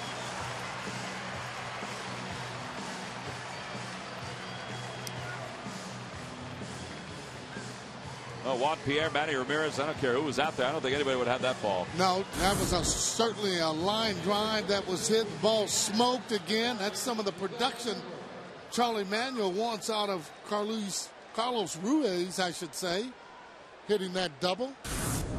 Pinch hitter now, Miguel Cairo. Ruiz on second base. So Cairo will stand in. 2 for 15 this year. He's got 1 hit as a pinch hitter. And he's in the hole. No balls and 1 strike. Well, on all the clubs, you know, the day of that right-hander coming off that bench there with power seems to be gone. I think nowadays a lot of the teams, they end up taking a lot of utility type of players, using double switches and so on, but very seldom now do you see a big guy coming off that bench late trying to hit the ball out of the ballpark for you. Inside, 1-1. The Phillies have Eric Bruntlett and Miguel Cairo as the right-handed bats off their bench. They have power from the left side with Stairs and Dobbs.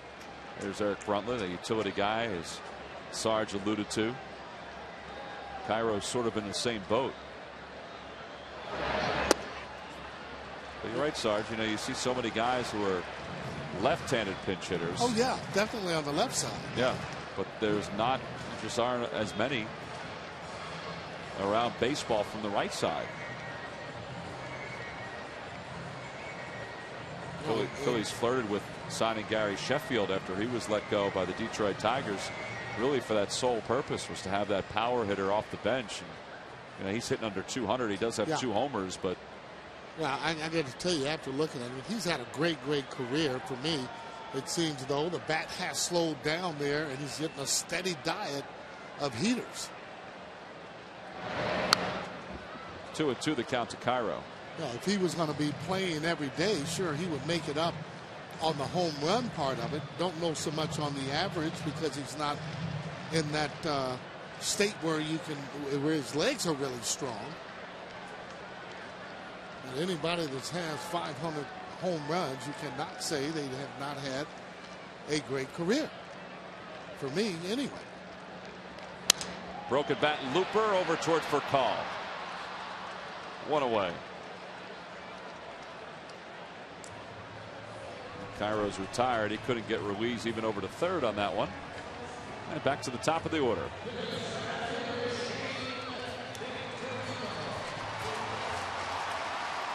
They still want to play the game here in the 5th inning, and that is being able to get that runner over some kind of way. If you can't do it hitting, you know, you do it maybe with a drag bunt. And that's how you stay in the game, picking up runs and moving runners. Well, as you alluded to, there's plenty of time left for this offense. It's only the bottom of the 5th inning. Ruiz with leadoff doubles on second base. Chase Utley waits on deck.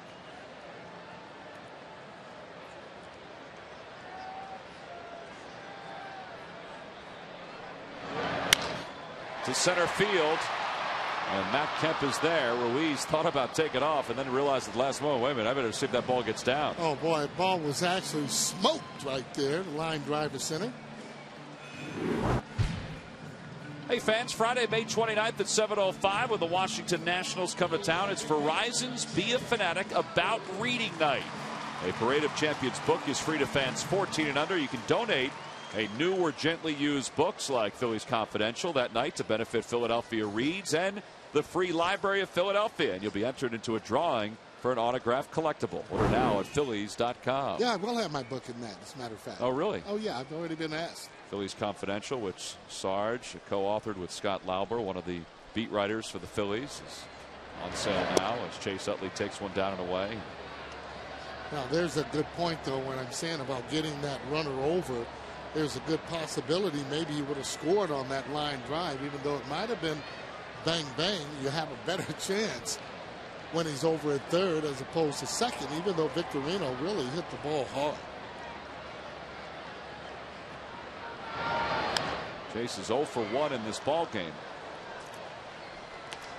And 0 for 6 right now in these 2 games. Yeah, not hitting 300, and you always really used to Chase Utley hitting 300. Coming into the game today, 294. Still solid.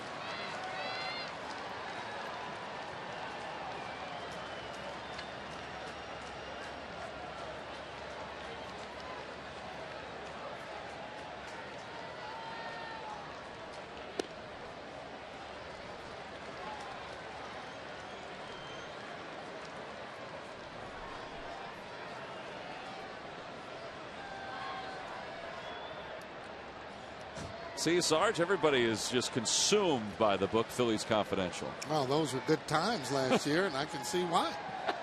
Why don't you go over and help Mike Miller man that camera while he takes in a few chapters of your book? You know what? I might have to do that. 2-2 the count. Well, you know, my man Richie Ashburn said that just about anybody can work that camera until he got on it. I'm not then sure if that's some. Realized how difficult it was. I was going to say, I'm glad you at least paid that compliment at the end, because I'm not sure if you want to get behind one of those, Sarge. Well, I mean, I'll try it. I've seen you drive. And... Oh, let's not go there. Oh, boy. He's got to have steady hands, be able to move that camera, follow the ball. And Utley's down on strikes, and Randy Wolf has picked up his 6th strikeout of the night. And the Phillies are retired here in the 5th inning. They strand a leadoff double at second base. We've played 5, and the Dodgers lead it by 6.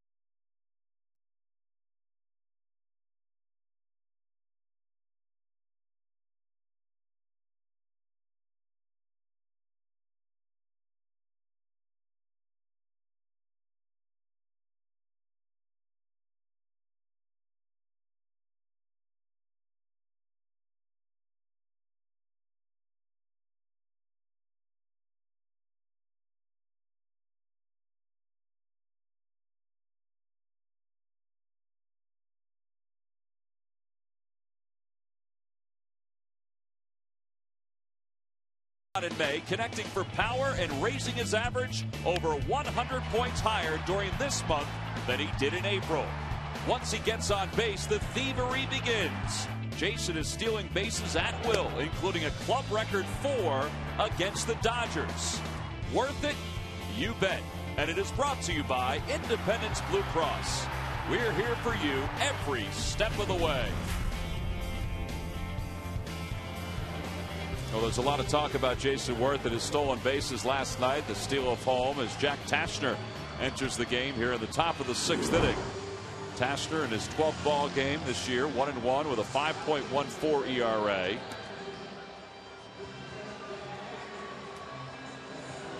Yeah, I don't like those lefties, though. Hitting .313 off of them overall, 255. Pitching better against the right-handers. They'll face the top of the order here as we begin the top of the 6th inning. All right, Sarge, let's think about this steal of home by Jason Worth. When you played, you remember anybody stealing home when you were out on the field? Did you ever try it? You know what? Yeah, and I was out, and it was in Pittsburgh when I was with the Cubs, and Ron Say was actually at the plate, and I remember it like it was yesterday because, you know, Ron Say liked to drive runs in, and after I was out, Larry Boyle went up to him and said, "Hey, I guess you can't drive in runs anymore." 1-0 is lined right past Pedro Feliz. And it's a base hit for Juan Pierre. Well, speaking of the Cubs, the last pitcher to steal home in baseball history was Rick Sutcliffe, and there he is. Just like that, Rick is in the ballpark tonight. He's calling tonight's ball game. Yeah, well, I would have to think it probably would have been on a double steal. Well, it wasn't a double steal. It was back in 1988 against the Phillies. Rick Shue was on first base. He was on third. It was at the vet. Shue took off. Got caught in a rundown as Pierre takes off. Ruiz fires high to second. And Pierre took the bag right out of the ground. And that's his fourth stolen base. Now in Little League, it would take about a half hour to get that bag back in the ground. But here in the big leagues, it was pretty easy. Anyway, Rick Shue was just a great jump. He's off and running, and this guy is used to stealing bases. He plays every day. He's going to steal you somewhere between 40 and 60 and score 100 runs.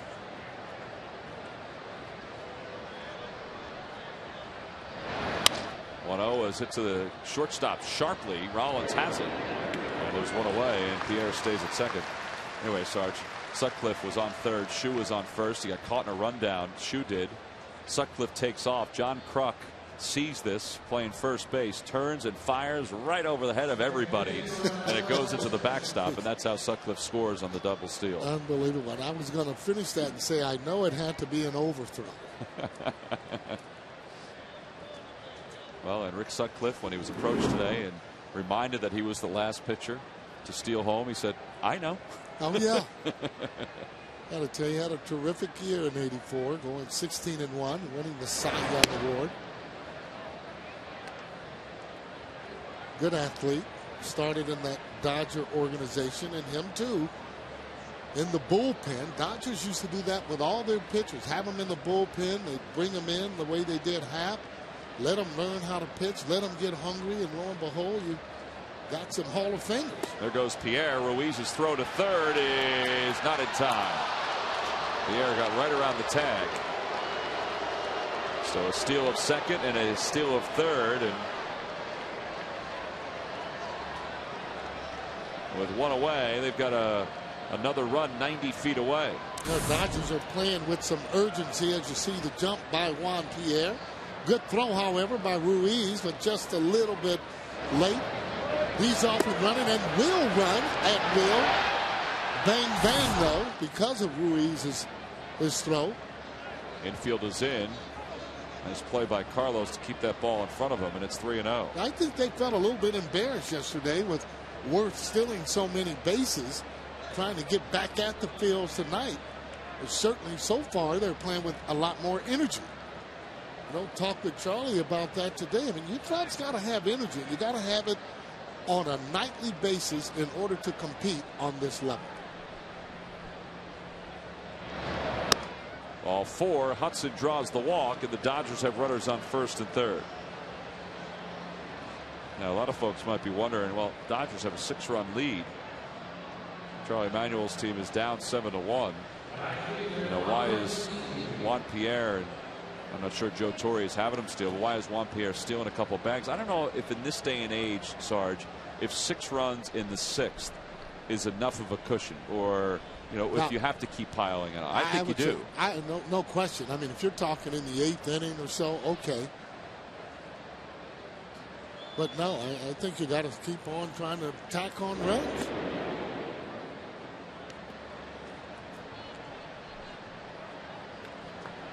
No, we've seen this club, Phillies, score a lot of runs, 6, 7 runs. So you never know, and they know this club is explosive and can score runs. Andre Ethier at the plate. And Ruiz throws behind Pierre, who gets back diving. Yeah, he can get most guys. Pierre, that first step is so quick. Now the Phillies with 12 come from behind victories, and the National League average is 7 at this point. And we all know in this ballpark, you know, runs can come in bunches. Well, so can those hits. That's how they need to start it.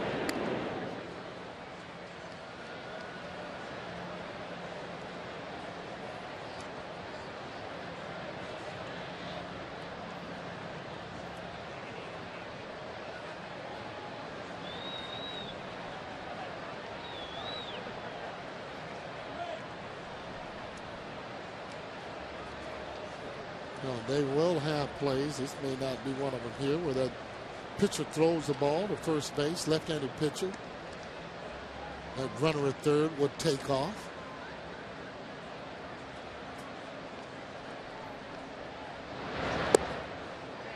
One ball, one strike to count to Andre Ethier. At first base, though, the runner would have to get out where you just about know you're going to get a throw. Obviously, they would trade out for a run, especially if he got into a run down.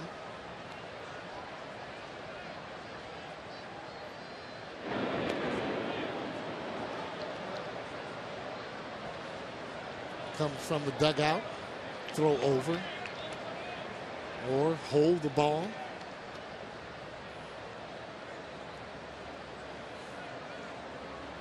Well, that's the man that delivers the signs as far as the run game goes.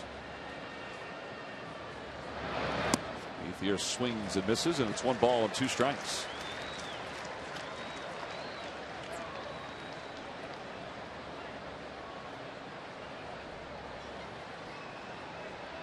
That was a pretty good fastball there by Tasker in a good spot.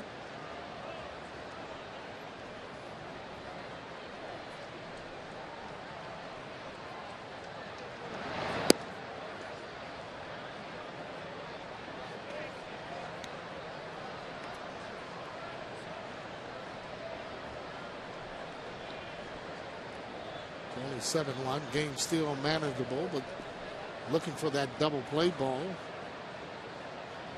No further damage. That one hit the opposite way. There may be the double play ball to Utley for one, over to first, around the horn. 5-4-3 double play, and Tasker gets out of a jam here in the top of the 6th inning. It was all started by Pedro Feliz. And we go to the bottom of the 6th. It'll be 3, 4, and 5 for the Phillies.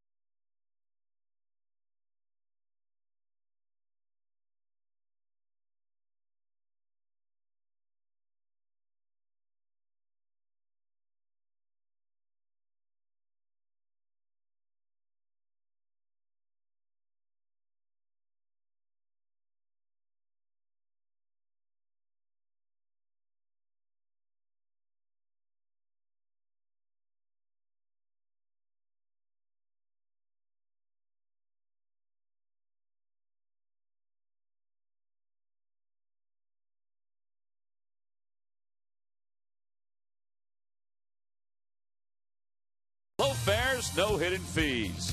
By McDonald's, introducing McDonald's McCafe coffees. Try hot or cold iced mochas, lattes, and cappuccinos. McDonald's, I'm loving it. And by your local Chevy dealers.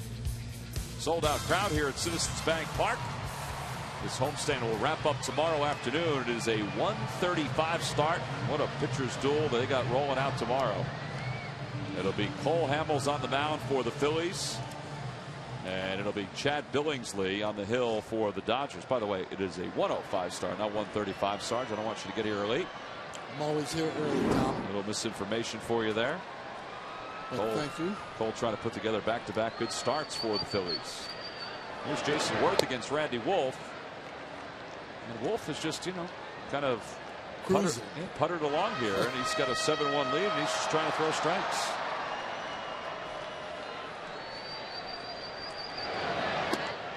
Jason Worth is 0 for 1. He walked his first time up. And grounded into a fielder's choice his last time to the plate. Well, get back into the game. You need base runners. good, solid at bats. Just saw maybe a little remnant of a blast from the past with the Wolf Pack. I don't think that's the original Wolf Pack that used to be out in the upper deck at the vet or here at Citizens Bank Park. Boy, those guys are good, aren't they? Yeah, they are. Sound effects here and there. 3-1 the count. The folks that were in the Wolf Pack back when they were at the vet here at Citizens Bank Park. I mean, that was truly a big following of fans. And Randy Wolf, he took a liking to those guys, and they became pretty friendly, and he kind of shut it down after Randy went on to the West Coast. Jason Worth a little bit late on that fastball, right at 88. Predictable count, 3-1. And usually, too, he'll follow that up with another fastball. Just want to make sure that, it's down in the zone and drive it.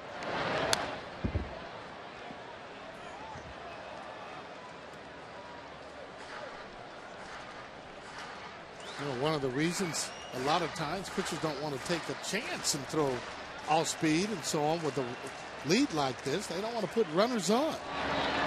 Well, they do have a runner on as Jason Worth draws his second walk of the night. As he throws a changeup. This is what I'm saying. It's almost crazy pitching. I mean, you got a lead. You've been throwing strikes. Now all of a sudden now he wants to kind of trick him. Quickest way to get back into the game, guys. Base runners. Doesn't always have to be home runs. Ryan Howard has struck out twice tonight, once swinging, once looking. So Randy has had his number. He's 1 for 5 lifetime against Randy Wolf. Ryan's going through a little bit of a spell here. He's 3 for 17 on this homestand. He's swinging and missing again. He'll get back to where his shoulder on the left, he's been opening up just a little bit. Ryan, he starts to hit when he has his timing. When he has his timing, it's hard to have a better hitter, especially power-wise. Rick Honeycutt's headed out to the mound, the pitching coach for the Dodgers. Randy Wolf fell behind 3-1 to Jason Worth, then walked him.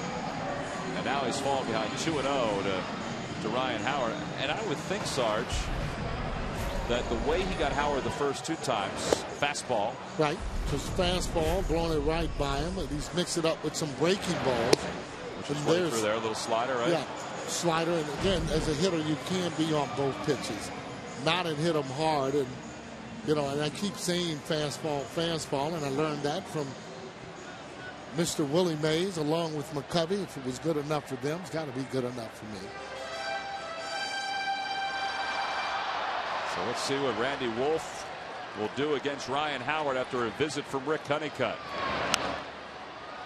He came in with a pitch on the inside part of the plate, a fastball at 89, and he fouls it off. You think Rick Honeycutt just said, listen, you got a 6-run lead, just throw fastballs. Yeah, get the ball over the plate. I mean, pitching coaches or managers never going to complain if you're able to get anything over the plate, off speed and so on. Might have been sitting on off speed again. When you're looking for a breaking ball, almost impossible to hit the fastball.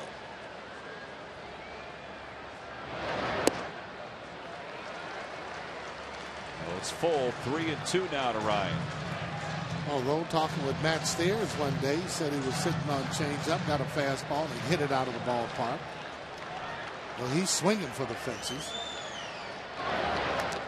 Ryan stays alive. That was a soft pitch from Randy Wolf on the outside part of the plate. 99 pitches now for Randy. Well, the board said fastball. That ball looked like it was a little slower than a fastball. Well, the way he swung at it, it looked like he was kind of just pecking and kind of protecting. Not his best fastball, but a lot of time pitchers take a little bit off of their fastball.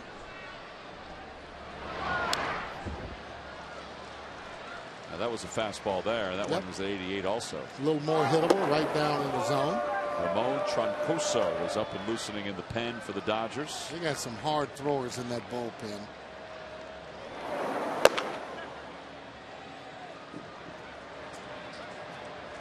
Randy Wolf is probably just about done.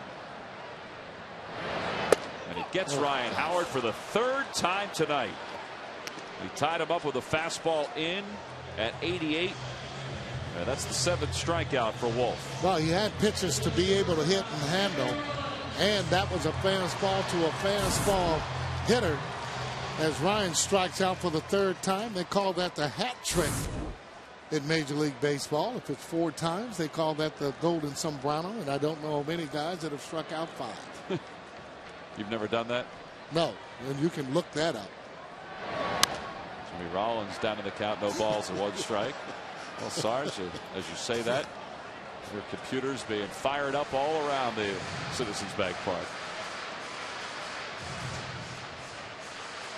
I guess you've worn the golden sombrero, though. Which is 4 times? Yeah. I don't know if I've done that in a game. I know I've hit that 3 a couple times, though.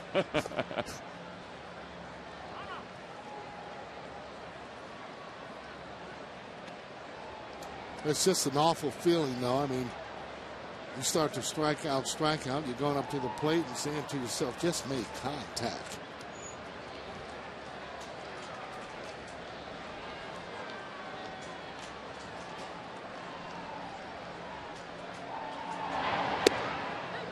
That drops in for strike 2. It's 1-2.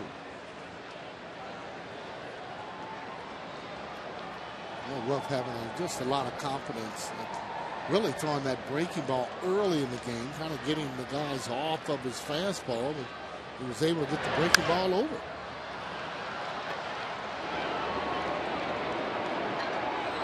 Two away here in the bottom of the 6th inning as Orlando Hudson takes care of Jimmy Rollins.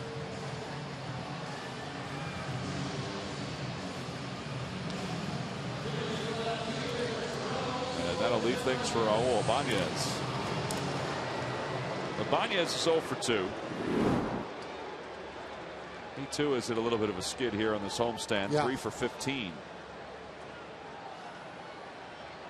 Sarge, tell me what he's doing a little differently. Is there anything that you can see? Well, when a hitter's not striking out a lot, I mean, sometimes you're just not going to be able to hit all the time. As you can see, a breaking ball there. That's one of the reasons why when you're going hot, you got to just kind of ride it out. Now, they are major league pitchers. They can get you out at any time. That's why you want to stay solid with your approach. Doesn't guarantee you hits, but what it does is maximize your ability to get hits by staying in the right hitting zone. Now, he's been actually getting that 1 hit here and there. That's why his average hasn't dropped down tremendously, but it does. Yeah, it has come down. He's in the hole. No balls and 2 strikes. Yeah, he's tough on left-handed hitters.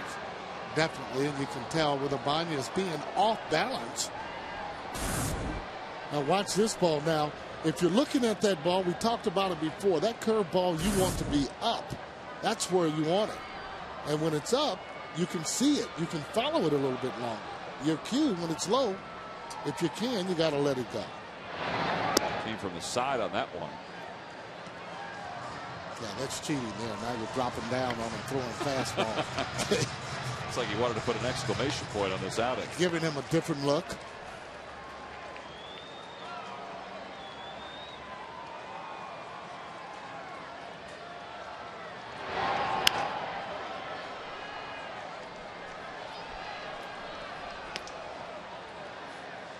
Well, you see pitchers getting Ibanez off balance along with Utley off balance. Some of the better hitters on the team, you know that that pitcher they're facing has pretty good stuff that night.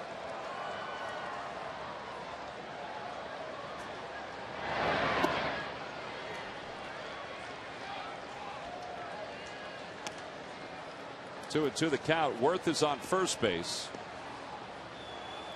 Phillies trail it by 6 here in the bottom of the 6th inning.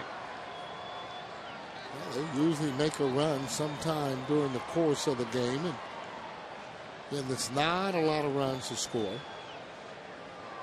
Just need to kind of get going, chip away, have one here. Banez pops it up toward third, foul territory. Blake over, runs out of room. Nice catch by that fan. Not sure if he caught it with his glasses or if they just dropped off.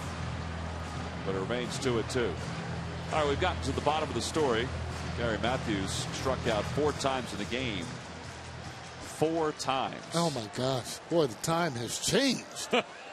Boy, I tell you. Well, you should say the story has changed. I need to find out what pitchers there were. I'm thinking maybe JR. I'm hoping he was in that list along with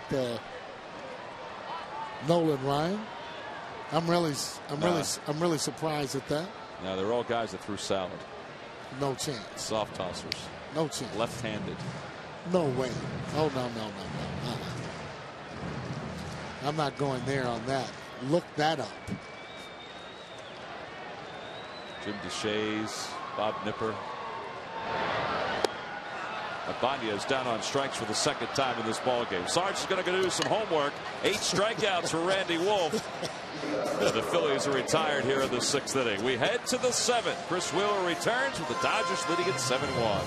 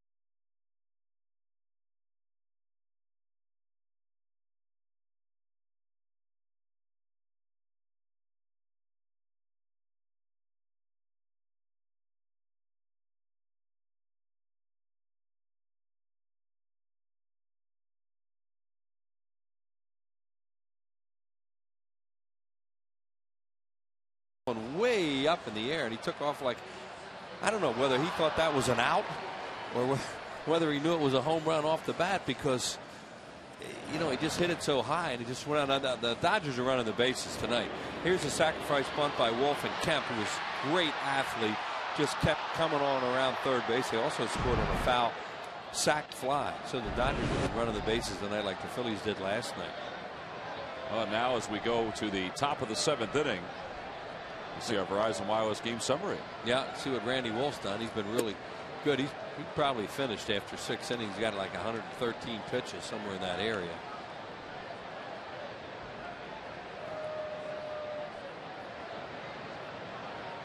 Russell Martin leads things off here in the top of the 7th inning for the Dodgers. And another look at it. See Hudson with the RBI double.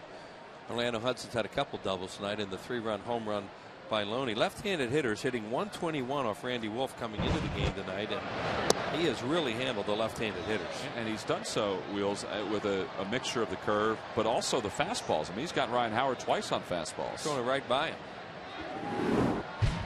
See what Martin's done tonight. He's 1 for 2, but he's got 2 runs scored. And he's had 3 balls and 1 strike. Well, the night began well for the Phillies as Jamie Moyer in the first 3 innings allowed just 1 hit, but then he allowed 5 runs in the 4th, 2 in the 5th before he left. Jay Happ took over. Now Jack Taschner.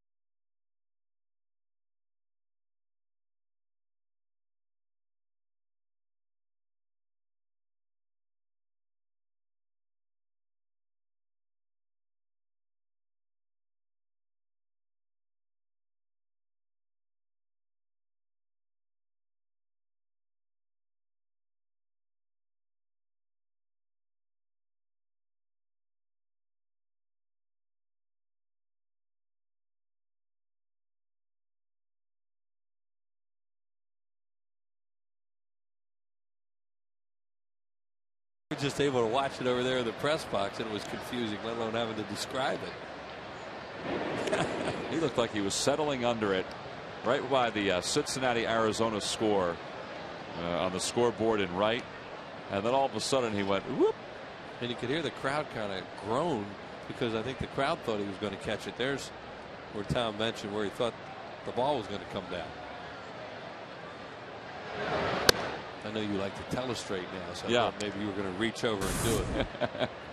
Now right here, he looks like he has it, and everybody in the ballpark thinks he has it. Then whoops, that's in a different spot. So sometimes you do have to go off the outfielders, and if you did there, Tom, I'm sorry for you. Well, I went off of the way the ball left the bat, the sound, all that stuff. Like now that sounded pretty good as he floats it into right field. And it's a base hit for Loney. It's his 3rd hit of the night. Yeah, I had everything rolling against me there. I had the sound, the height of the ball, where Worth was, and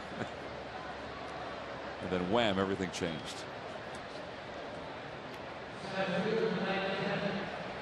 So a 3-hit night for Loney. Runners on first and second. Here's Matt Kemp. Well, Dodgers they can swing the bats. You know, if you don't pitch well against this team, they'll score runs on you.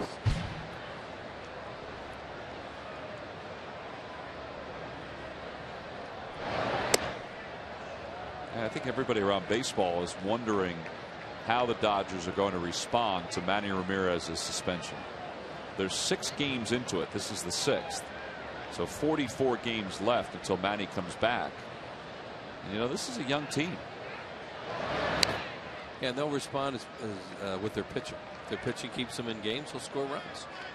Joe Torre says they're a little more mature now. They have a little better idea of how to play and how to compete. And, you know, heck, they were in the league championship series last year with a lot of problems, but they really didn't start to put it together until they got Manny. He changed the whole dynamics of their offense. Yeah, in half a season, he nearly won the MVP. Yep. Matt Kemp has a base hit and a run scored in tonight's game. He's also walked. And the count is 1 ball and 2 strikes. Nobody up in the bullpen. They're just trying to hope Tashner can suck up some innings. You saw they only used Happ for a few hitters. You know, ostensibly because he could be one of the pitchers on Saturday in that split doubleheader in Washington. Well, Brett Myers is going to go game 1 according to Charlie today.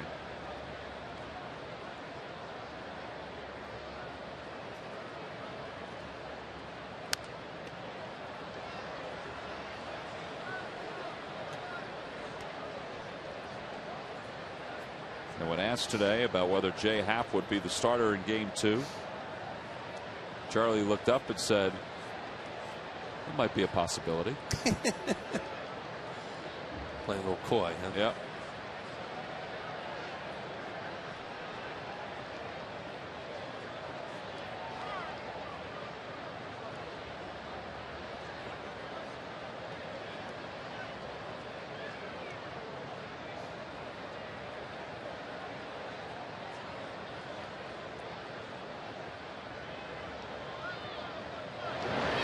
Swing and a miss, and Kemp is down on strikes. He went fishing, and Tashner will take it. There's 1 away. Well, before his suspension, these are the numbers that Manny Ramirez put up. He was tied for the team leading homers with 6, 20 RBIs. He's among the league leaders in batting average still at 348, and he'll be there for a few more ball games. He was just Manny being Manny, that's all. Tremendous offensive player. Signed late, and Juan Pierre has taken over, and although Pierre has a hit in 3 at-bats tonight, he's had a 6-game hitting streak since taking over in left field. And his average has been right around 400. And they're very different players. Of course, Manny Ramirez is a run producer. He's an extra base guy. He's a home run hitter. Juan Pierre is basically a singles hitter who can run the bases, steal some bags. I tell you, he's hit the ball harder in this series than I think we've seen him hit it in a long time. Pulled it pretty well. That's what he never used to do. Casey Blake swings and misses at that one. It's no balls and 2 strikes. Mark Loretta's out to bat for Randy Wolf.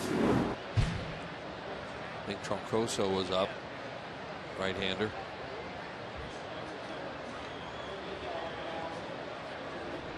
There's Randy Wolf with towel on his pitching arm. He certainly did the job tonight. They hit some balls hard off him, but he basically controlled the situation.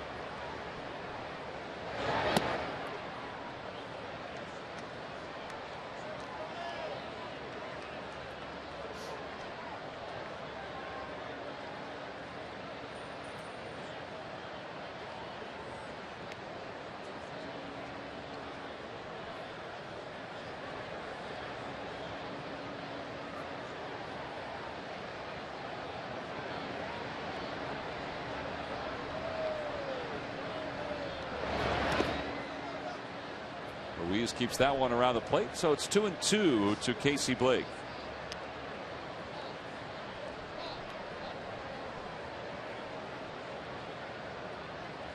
Dodgers got Blake from the Indians last year. Didn't have to pay any of his salary for the second half of the season. They essentially got Manny Ramirez, Greg Maddux, and Casey Blake all at the end of the year and didn't have to pay any of their salary. The teams that they came from paid most of their salary. Pop up down the right field line, slicing into foul territory. Howard on the run. Here comes Worth, makes the grab, and he quickly gets the throw on one hop over to third to hold Martin at second. 2 away.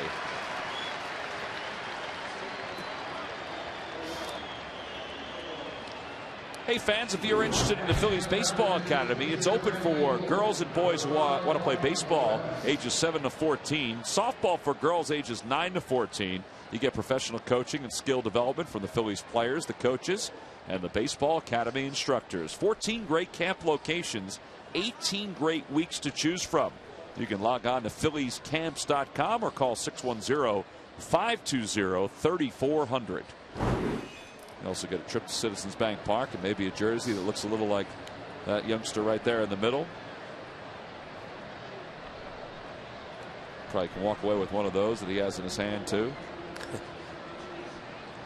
Saying, hey, look, Dad, look what I got. Look what I got.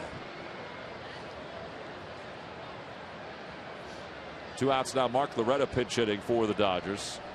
He has 8 pinch hits this year, including one last night. This guy's a good addition to any ball club. There was a time where he could really play shortstop, third base, second base. He had 200 hits one year.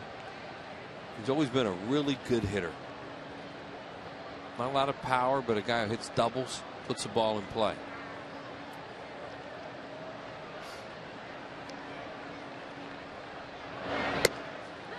One and one the count to Loretta.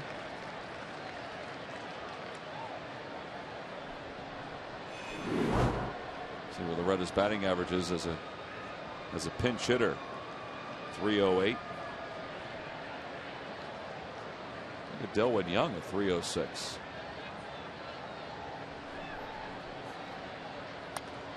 One ball and 2 strikes the count.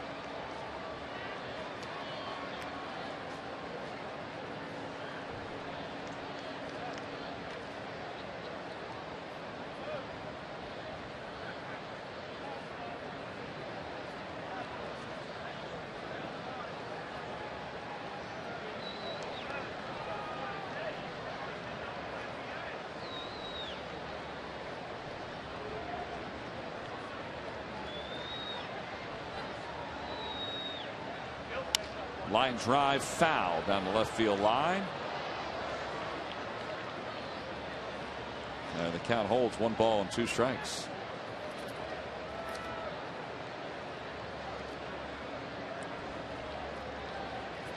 And Carlos Ruiz and Jack Taster are going to chat about it. Wheels, before you came on, Sarge was saying how he hadn't struck out 4 times in a game. At least he hadn't remembered it. So we did some research and found out that he had done it 4 times. He struck out 4 times. Dangerous to say that. Yeah. And he said, well, I hope one of them was J.R. Richard. And you know what? J.R. Richard struck him out 3 times in a game back in 1980. Yeah. Vern Rule got him once too. Jim Lonborg got him 3 times in a game. Anybody getting 4? Oh, John D'Acquisto got him 4 times. Yeah, he's the only guy to get him 4 times. Oh, he could really be nasty. Was he a righty or right-hander? Okay. Yeah, right-hander. He assured me that there were no left-handers on the list. The thing about D'Acquisto that you can see how he would get a right-handed hitter was he was wild. Boy, he would move guys' feet, and he didn't mean to do it. Think Sarge was afraid of him? Well, he wasn't afraid of him, but he wasn't comfortable. I'll guarantee you he wasn't comfortable hitting off John D'Acquisto. John D'Acquisto threw a pitch inside to Larry Christensen one night. It sent him sprawling in the dirt. He had to leave the game with back spasms. It was with the Giants then, was D'Acquisto. Loretta pops it up. Shallow right field. Here comes Jason Worth. And Jack Tashner has another clean inning. 2 straight clean innings for Tashner. He strands a couple more base runners. It's time to stretch here at Citizens Bank Park. Dodgers lead at 7-1.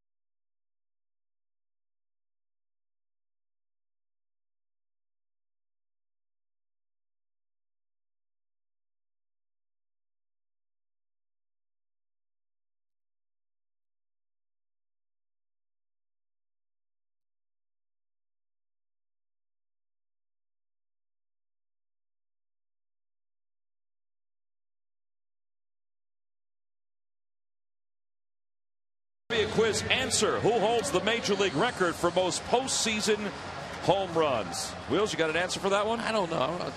How about David Ortiz? All right, well, that's a good guess on your part. No, it's not right. Oh, Manny Ramirez with 28 home runs. You can log back on to Phillies.com to find out if you're the winner of a Phillies prize pack. Thanks for playing Dodge Stump the Fans. You know, for a long time it was Mickey Mantle. Oh, yeah. He didn't play in anywhere near as many postseason games because of the playoff format as Manny Ramirez. Bernie Williams was there as well at one time. Ramon Troncoso, well, he hasn't been in the postseason yet. This is his 13th game. No wins, no losses. A 2.21 ERA. He has allowed 16 hits in 20 1/3. Let's see where right-handers are hitting against him. Overall, the opposition hitting just .219 against him. So he's on for Randy Wolf, who goes 6 innings. This Dodgers bullpen is 4th in the National League in ERA at 3.86. You look at their pitchers, and they can bring some bullets out of that bullpen, and strikeouts, too. Anytime you bring strikeouts out of the bullpen, you have a chance to be really good. Nothing can happen.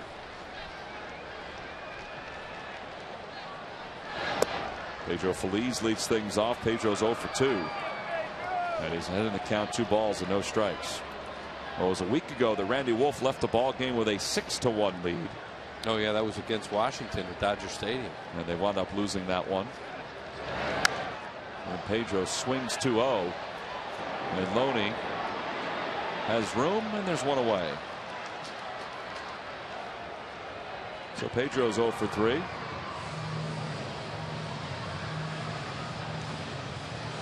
And with 1 out here in the bottom of the 7th inning, Carlos Ruiz, who was the only one that really solved Randy Wolf tonight. He had 2 doubles against Wolf. Well, Randy pitched well. He allowed just 1 run on 3 hits over 6 innings. And how about this? Randy's now allowed just 3 earned runs in his last 23 1/3 innings. Well, the left-handed hitters tonight were 0 for 8.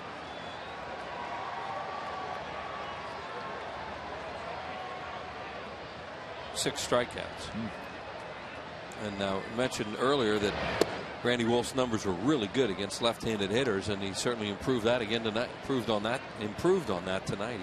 He was very effective with all his pitches. Yeah, the overall batting average against him is probably around 200 now. It was at 205 coming into this game. It was 121 for left-handed hitters. He did a good job front running with a lead too. You know, he threw a lot of pitches, probably struggled more than he wanted to, but you know, he got a lead and got him out. That's all you can ask.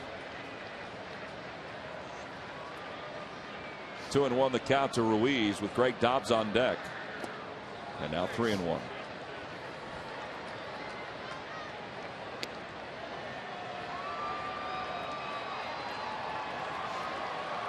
There's Dobbs. No pinch hit for Jack Tashner.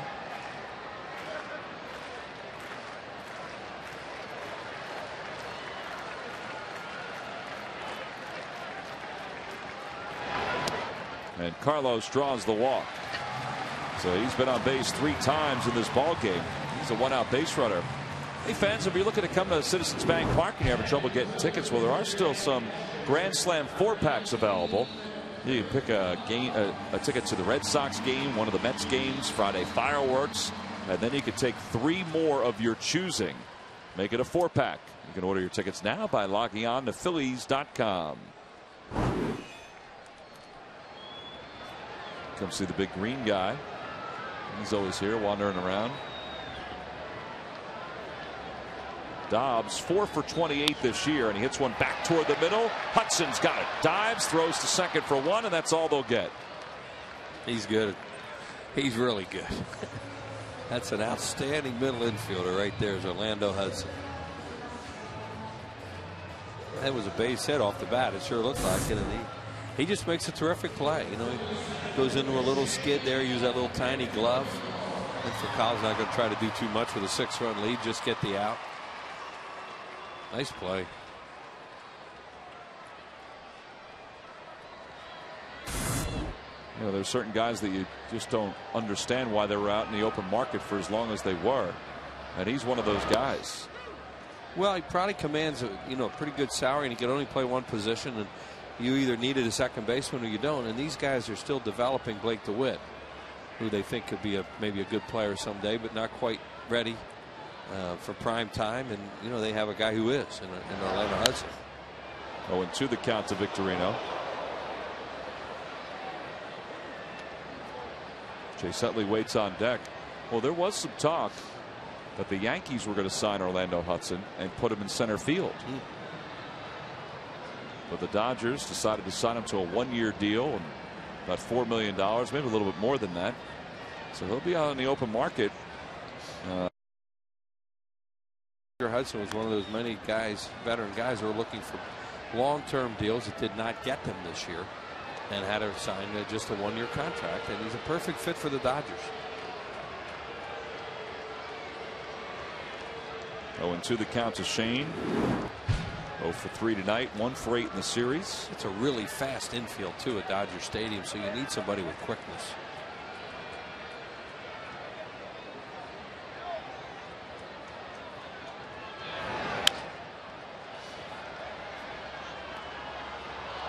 Shane stays alive by flipping that one foul.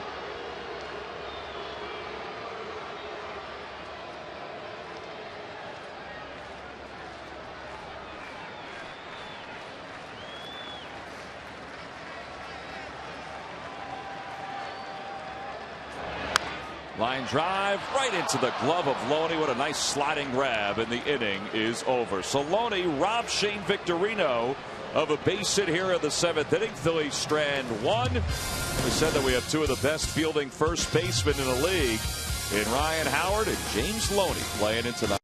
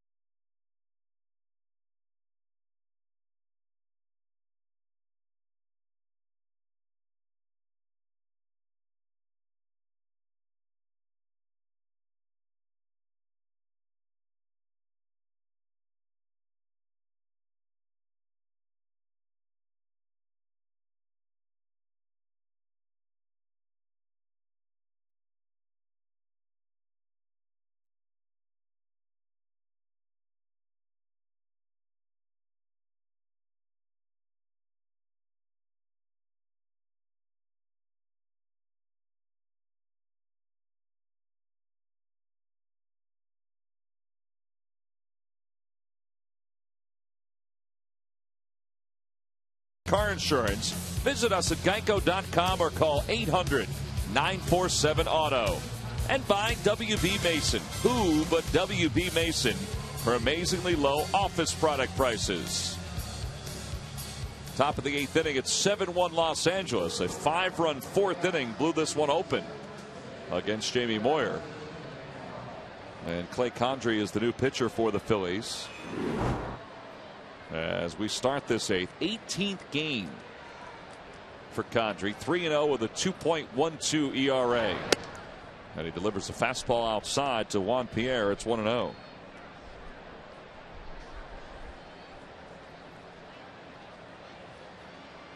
And Pierre lines one down the left field line. And it's going to slice foul. It's kind of chasing the ball girl. And it's 1-1.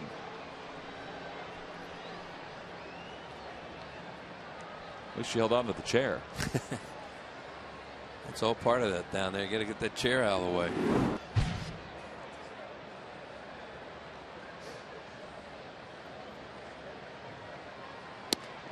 Two and one.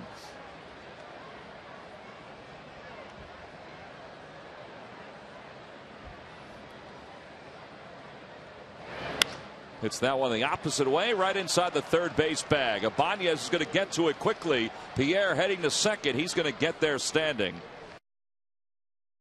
Here in the top of the 8th inning. Juan Pierre's done a lot of that throughout his career. That's more like what you're used to see Pierre do, is get a base hit the other way. And in this case, an extra base hit. Here he goes, right inside the bag, down the line. Boy, when he and Castillo played for Florida there for a while, it seemed like they were always on base and scoring runs, because they would steal and then set up the middle of their order. And when the Dodgers signed Juan Pierre to the contract that they signed him to, everybody thought, well, it's a pretty good signing. But I don't know, something happened. He just didn't perform the first couple of years he was in Los Angeles. And he looked like he was on the other side of the hill as far as a player, and he certainly does it right now. He's 31 years old. For call, he jerks one foul. And it's 0-2. He and Rafael Furcal have kind of put that same kind of combination together when they're at the top of their game. Yeah, they can. They're two of the all-time dangerous speed guys. When they were younger, they don't play that way anymore. Although Pierre ran tonight, he stole a couple bags. That was one of those things that used to be with 6-run lead, you didn't run. But you know, in these parks, I guess it's a little different now. Well, that's what we were talking about before. We used to have a barometer, Tom, that when that would happen, I wasn't sure. I'd ask the guys in the truck to shoot the dugout, and if Vuk was on the bench, he would let us know. If he was screaming at somebody, then we knew, uh-oh, we got trouble coming. And if he was just sitting there calmly, then he said, okay, it's all right. Well, we mentioned before that the Dodgers were a little embarrassed with what happened last night with Wirth stealing home, and they've been much more aggressive on the base paths tonight. Oh man, they've scored all different ways. Well, on that bunt, on the sac fly, down the first base line.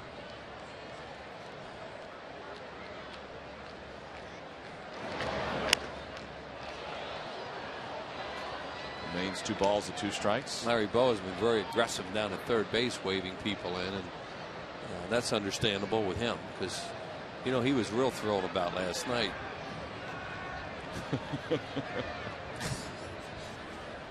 That's embarrassing.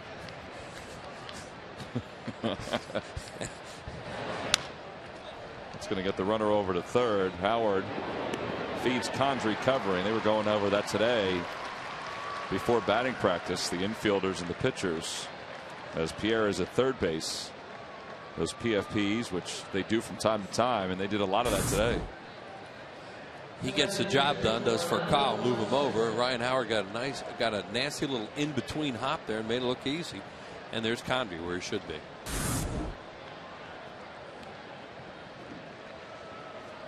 Well, one away. Here's Orlando Hudson. Part of that thing is for the pitcher to get there under control, and then it's a comfortable toss for the first baseman. Well, and Ryan's had a couple of them tonight. As the infield plays in for Hudson. Batting left-handed this time, and he's ahead 1-0. Hudson's 2 for 3. He's doubled twice, driven in a run, scored 2. He's also mixed in a walk.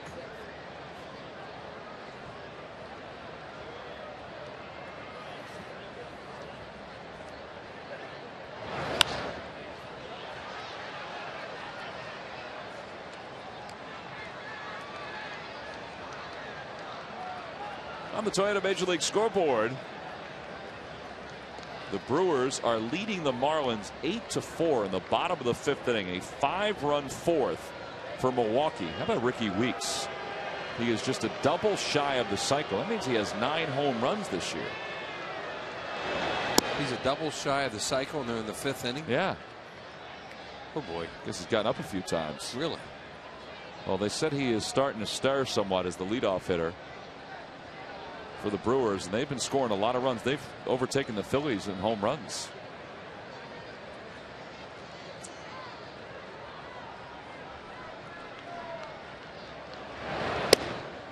Three and 1.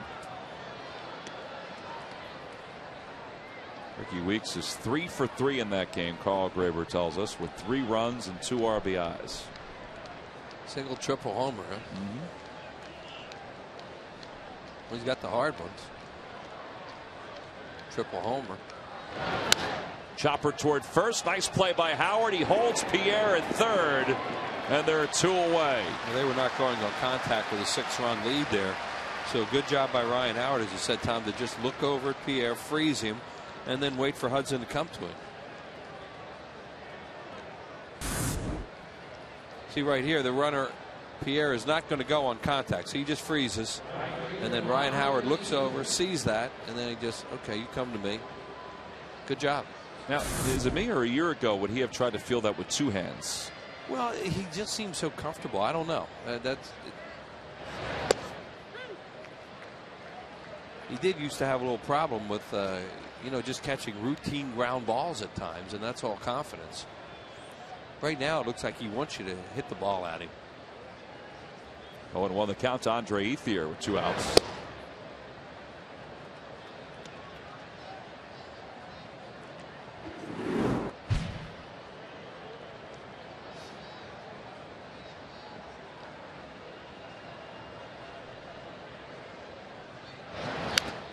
One and 2. Pretty nice look at first baseman's glove right there. Yeah. The lefty. From Wilson to Rawlings.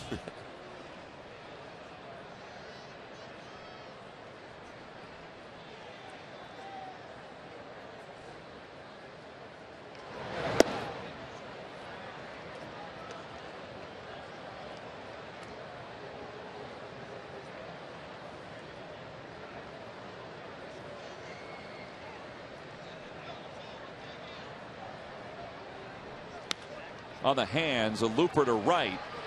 And Clay Condrey is going to get out of this. So Juan Pierre, who doubled to start the inning, is stranded at third. Clay Condrey comes back and gets the next 3 batters in order. We move on to the bottom of the 8th inning. Phils had to push aside the gloves. They got to wake up the bats.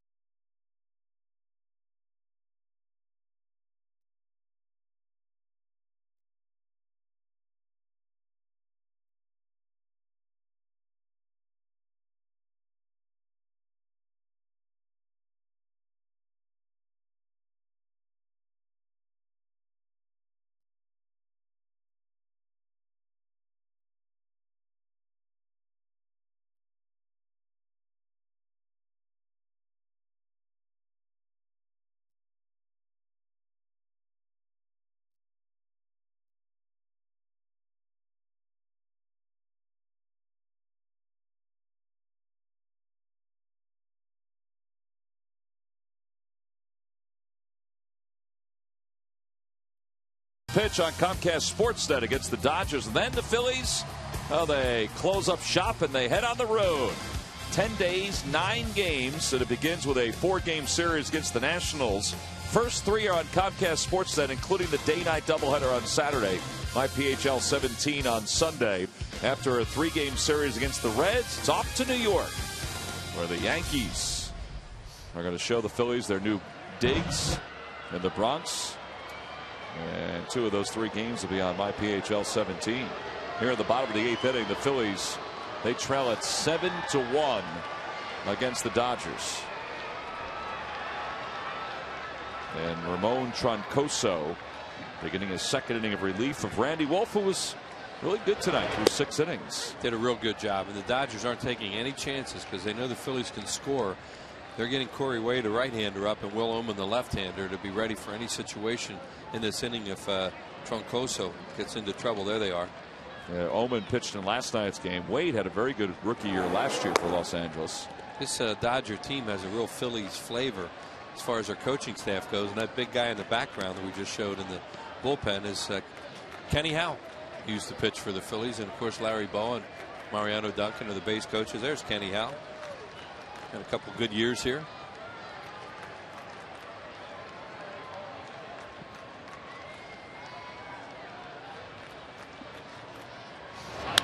Chase flicks one to left, and Pierre's there. So Chase is 0 for 3. 0 for 8 in this series, and Troncoso gets the first out. There's Ken Howe. He's 12-12, 3.44 ERA, and then in 1980 he was 8-7. So he won 20 games in 2 years, 1989, 1990. That's a pretty good ERA for a .500 record. Oh, he threw hard too. Hard fastball, hard slider. Jason Worth takes one low. It's 1-0. Jason tonight has been on base 3 times, twice with a walk, once with a fielder's choice. The only run, though, for the Phillies came on a 2nd inning home run by Jimmy Rollins. And that's it. Yeah, they led this game.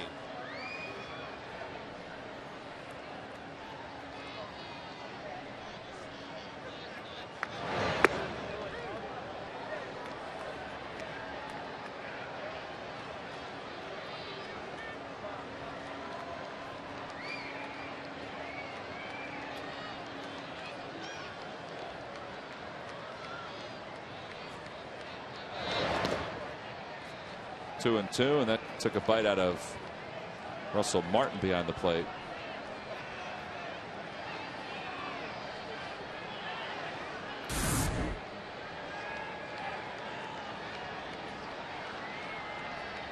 They got him on the forearm.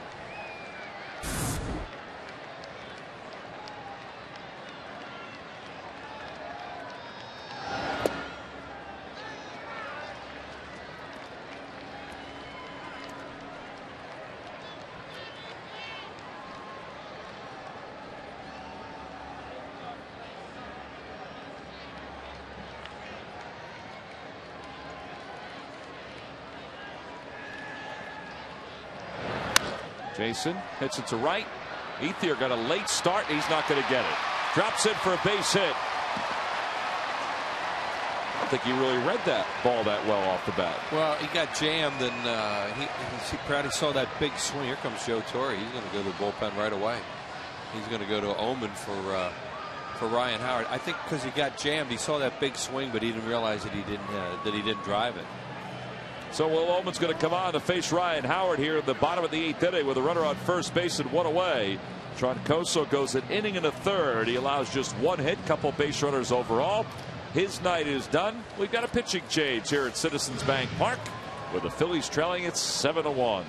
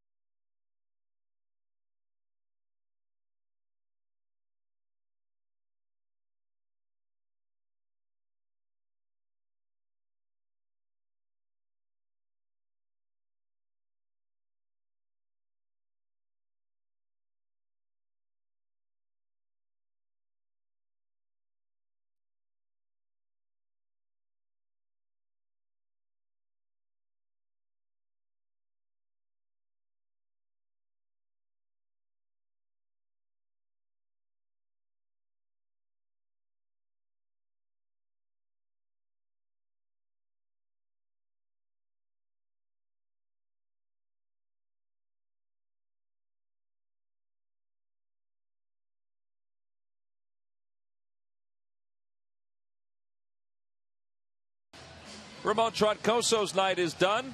He's taken out with 1 out here in the bottom of the 8th inning and a runner on first. Phillies trail at 7-1. Will Oman is on with Ryan Howard due up. 16th ball game for Oman. He pitched in last night's game. No wins, no losses, a 5.23 ERA. This game will encore tonight in, well, about a half hour or so. And tomorrow morning at 6 a.m. on the Comcast network. And tonight at 1:30 a.m. on Comcast Sportsnet. That's right. That's where we are. That's Wheels right there. That's Carl right over there. That's Charlie up there. We got it all covered. There's Ryan Howard. Steve and Josh in the back. Yep. Ryan has struck out 3 times. He's going after Sarge's golden sombrero.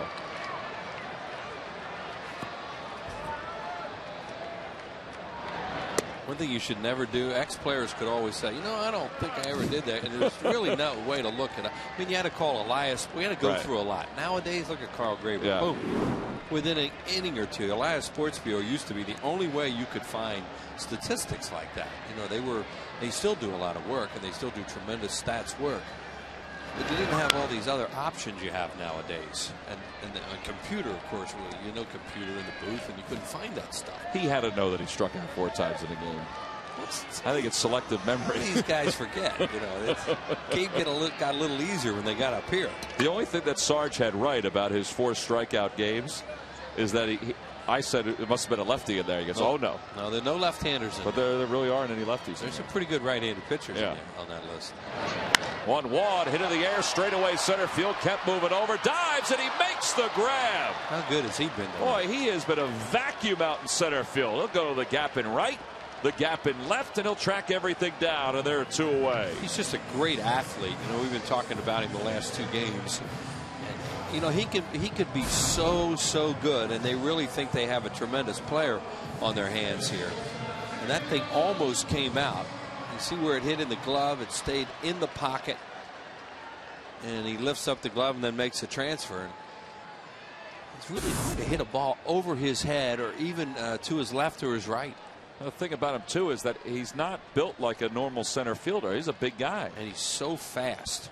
There's Jimmy Rollins, who homered his first time up. He watches the throw over to first. The first time we saw him in Dodger Stadium a few years ago, and couldn't believe how quick he was out in the batter's box for a guy that big. Former basketball player in high school. Just a superb athlete, and you know, the light goes on sometimes, and then he goes, and then he regresses a little bit. But they really think he's got a chance to be a big time player. Jimmy's got his batting average up over 200 finally.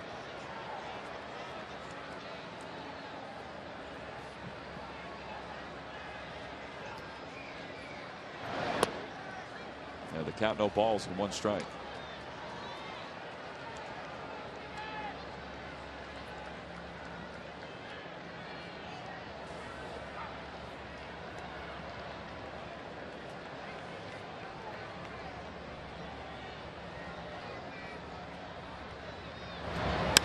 Off the end of the bat, Orlando Hudson's going to be there. And Jimmy Rollins and the Phillies are retired here in the bottom of the 8th inning. They strand 1. We have played 8 here at Citizens Bank Park. And the Dodgers hang it on to a 6-run lead.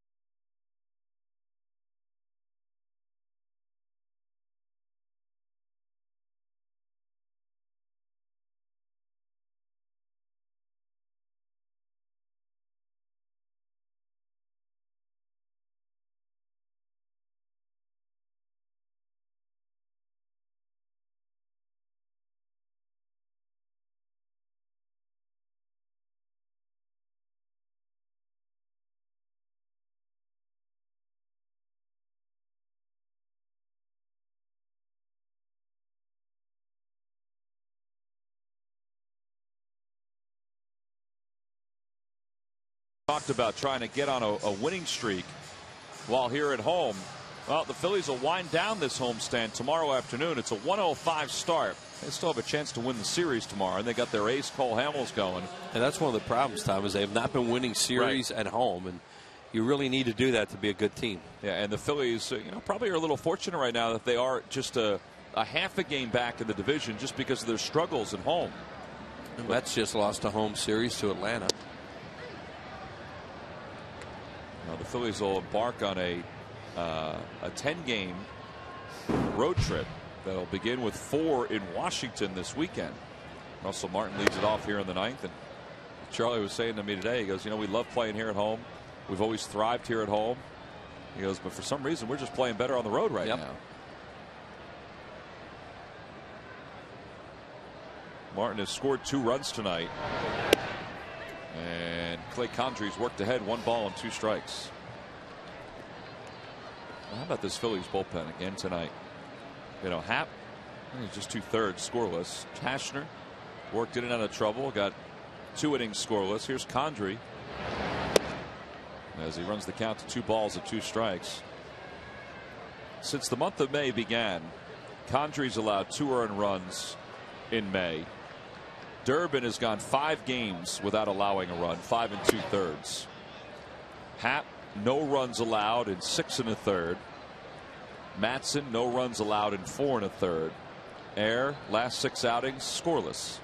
It's really been Brad Lidge that's been hit around a little bit during the month of May. And Martin is down on strikes, and there's 1 away.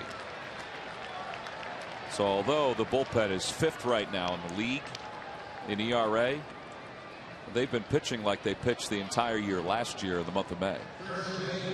This is one of those nights where he's counting on a couple guys to save the late inning guys for tomorrow, and that of course being what Condry's doing with 2 innings, what Jack Tashner did for a couple innings. Happ did his couple. He did give up a couple of inherited runs, maybe the first ones this year, right? But it would appear they're lining him up to pitch the 2nd game on Saturday.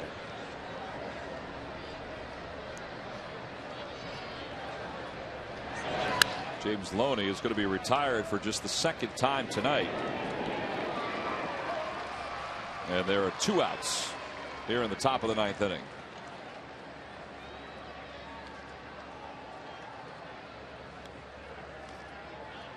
So Loney will take his 4 RBIs back to the dugout.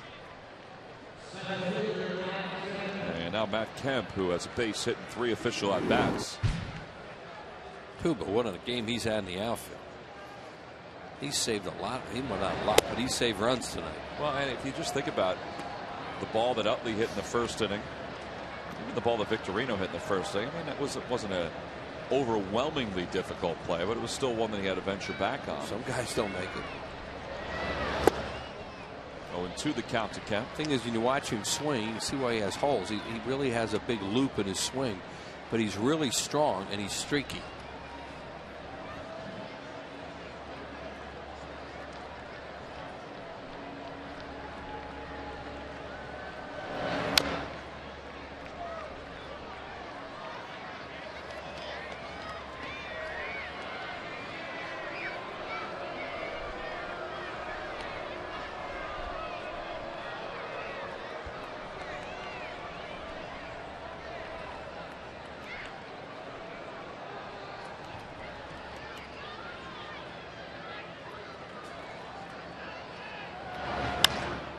Bouncer toward 3rd, a foul ball.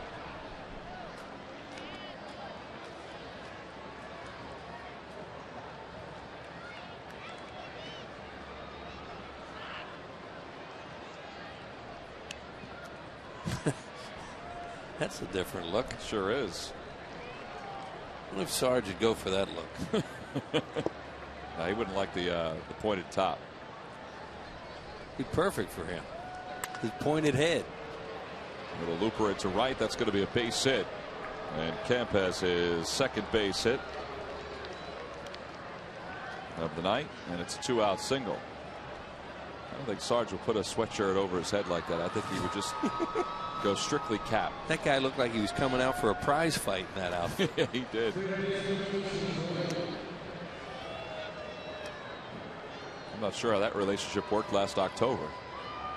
Well, I know the one on the left was the lady on the left probably enjoyed it more than the gentleman to the right. Yeah, they seem to be okay right now. 2 away for Casey Blake. Oh, Blake hits one in the air deep to left field. Ibanez is back, and that is gone. 2-run home run for Casey Blake. And the Dodgers have increased their lead. It's now 9-1 here in the 9th inning. It was something that hung. It was up because he kind of one-handed it. Fooled him a little bit, it looked like, and he just one-handed it and hit it into the seats. That's Blake's team-leading 7th home run. Dodger fan thinks everything's pretty much under control. See what it is. Oh, there's a slider or a high sinker. It's hard to tell on that angle, but no doubt where it wound up. Oh, 2 outs here in the top of the 9th inning, although there's a couple of relievers warming up in the pen for the Dodgers. Will Oman's going to bat. And he takes one for a strike. Oman's 1 for 1 this year.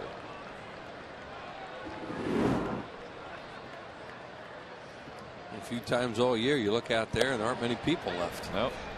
Phillies are a team that's hung around a lot, but tonight, you know, they just were dominated by the Dodgers tonight. Yeah, this is a sold-out crowd, more than 45,000 on hand for this game. And it's 0-2 to Oman.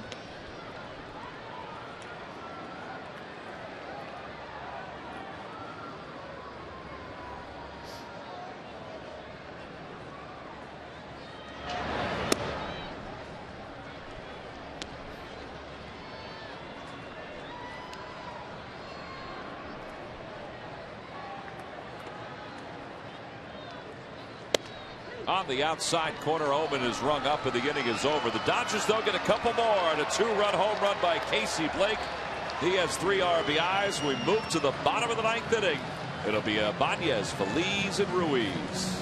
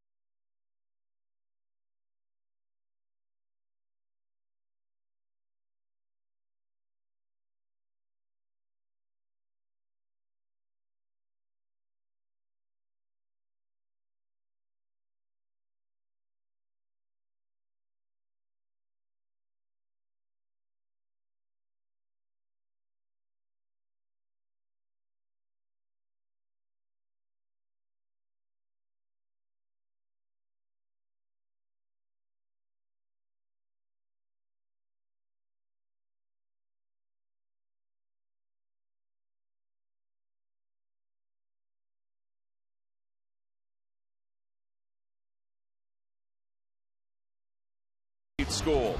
Check out a new local football team with a twist. And Greg Murphy has a story you won't want to miss. All this and more on Sports Night, only on Comcast Sportsnet. Bottom of the 9th inning, Phillies trail it by 8.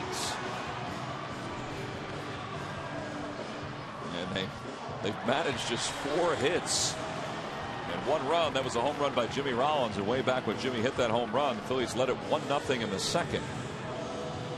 Randy Wolf, though, allowed just 1 run on 3 hits over 6 innings for the Dodgers. He's in line for his 2nd win. And it will be Raul Ibanez, Pedro Feliz, and Carlos Ruiz, the scheduled hitters here at the bottom of the 9th inning.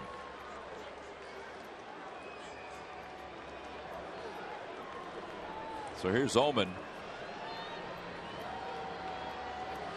Joe Torre's just going to leave him in to face Raul Ibanez and then go to the bullpen and get somebody else? It could be, because he has a right-hander and a left-hander out there right now, and he might just be doing a situation thing here. Yeah, he could. See the scroll just below the score about what happened tonight as far as the scoring goes. A lot of LADs in there.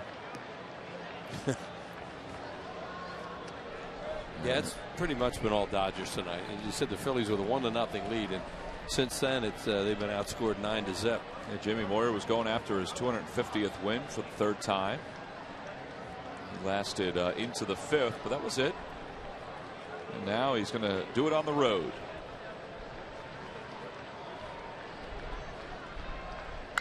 And Ibanez hits one in the air to right center field. It's deep, and it is gone into the Dodgers bullpen. Wow, a solo home run and a long one for Raul. And it's 9-2 Los Angeles. Boy, that is a long one. That is a titanic shot. And we've seen balls get hit into that Phillies bullpen at a lower level. It's not often that you see one get popped into the upper level. Well, look, he got a fastball in the middle of the plate, and did he juice that thing? He came running out of the batter's box, but he could watch that. There it goes into the Dodgers bullpen, into the upper level. Near that heater. Yeah. So that's it for Will Oman. His night is done. That at bat took a whole lot out of him. Joe Torre out to the mound. He's going to bring in the right-hander James McDonald with nobody out here at the bottom of the ninth inning. Phillies trail it by 7.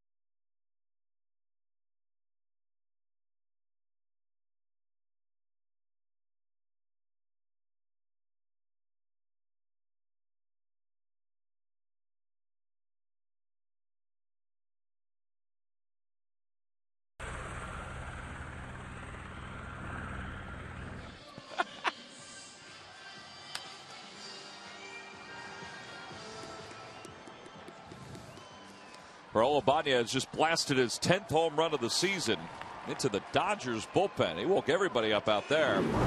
And he even stirred James McDonald. And he's in the ball game now. Pitched in last night's game, his 10th of the year. And he'll face Pedro Feliz. That's 9-2. Dodgers lead it. See McDonald's record 1-1, a 6.87 ERA. And he's allowed 32 base runners, but he's not going to allow Pedro Feliz to reach base. There's one away. This guy has a real good changeup. Saw him in the postseason last year, and he did a very good job in one of those games here in Philadelphia. Well, he's eventually, they think, going to plant himself into the rotation full time. But again, he's got to work out the kinks a little bit. There's Carlos Ruiz, who's been on base 3 times. He's 2 for 2. Carlos still looking for his first RBI. In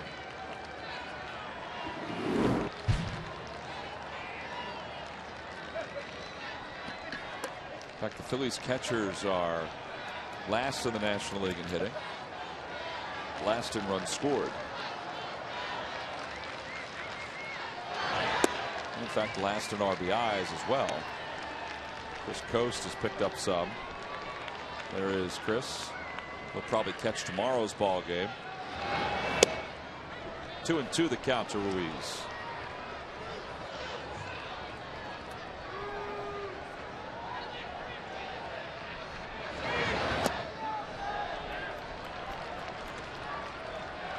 guy sequence really is fastball, changeup, breaking ball, as opposed to most guys who are fastball, breaking ball, changeup, especially right-handed pitchers. Second walk for Ruiz. And here comes Matt Stairs. He gets a nice reaction from what's left of the crowd tonight here at Citizens Bank Park.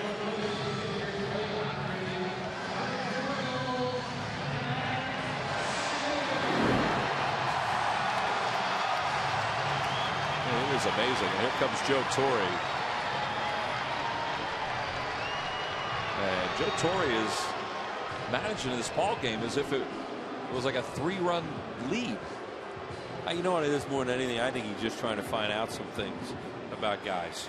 You know, he's got, who's he have? Leach out there. Right. And Broxton. It's going to be Leach that's going to come in. Broxton's just getting himself ready just in case. I think he just wants to see Leach against a guy like Matt Stairs and see how he reacts. So you know, that's the kind of manager. That's the kind of guy Torre is, you know. Plus, he's used to American League games. This is a short one. Here comes Leach. He'll be our new pitcher when we return.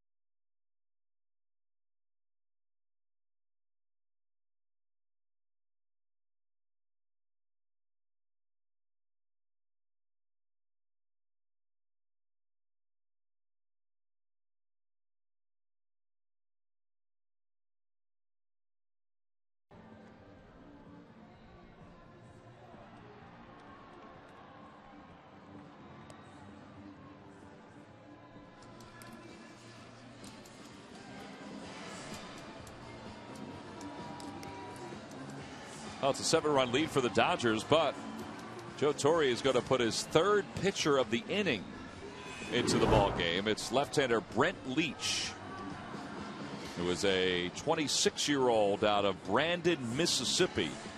He had 20 saves last year. Or I should say he's had 20 saves in his minor league career. He had just 3 saves last year for Single-A, 12 in Double-A. And here he is pitching in the big leagues. He didn't pitch in AAA at all last season. And he's onto the ball game, and he's going to face not Matt Stairs, who was introduced as a pinch hitter before the change was made, but Eric Bruntlett.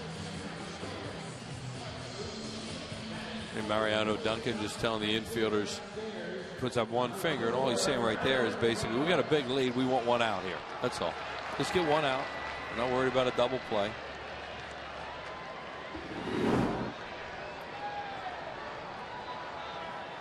Bruntlett hitting 143. 3 for 21.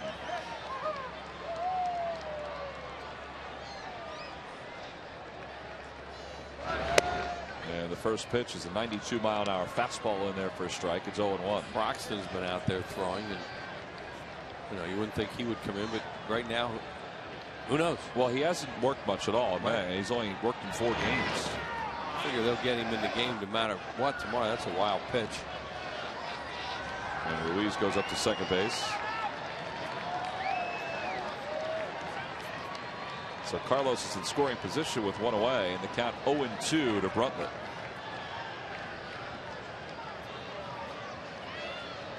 That ball just ate Russell Martin up.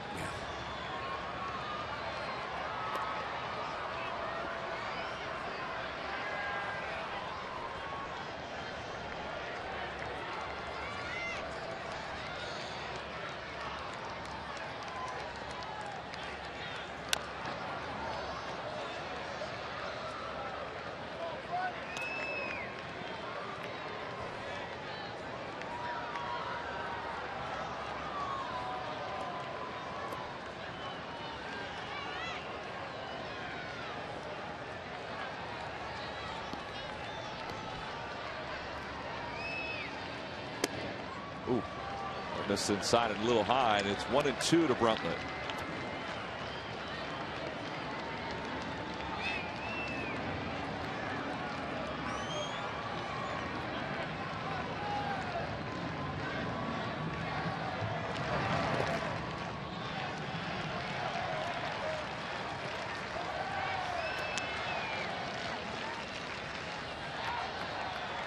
The only guy left of the Phillies bench right now is Chris Coast. Charlie Manuel has used Miguel Cairo and Greg Dobbs, and he also had Matt Stairs go up there, and that forced this change to the left-hander. And Bruntlett is down on strikes, and there's 2 away here in the 9th inning.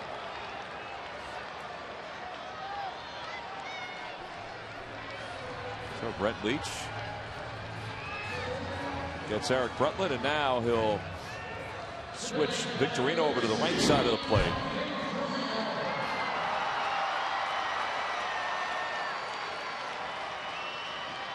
Shane tonight is 0 for 4, 1 for 9 in the series. His average has dipped to 261, and way out in front of the changeup, and it's 0-1. The only ball the Phillies hit tonight out of the yard was a changeup before the ball that Ibanez smoked into the Dodgers bullpen. That was by Rollins earlier in the game.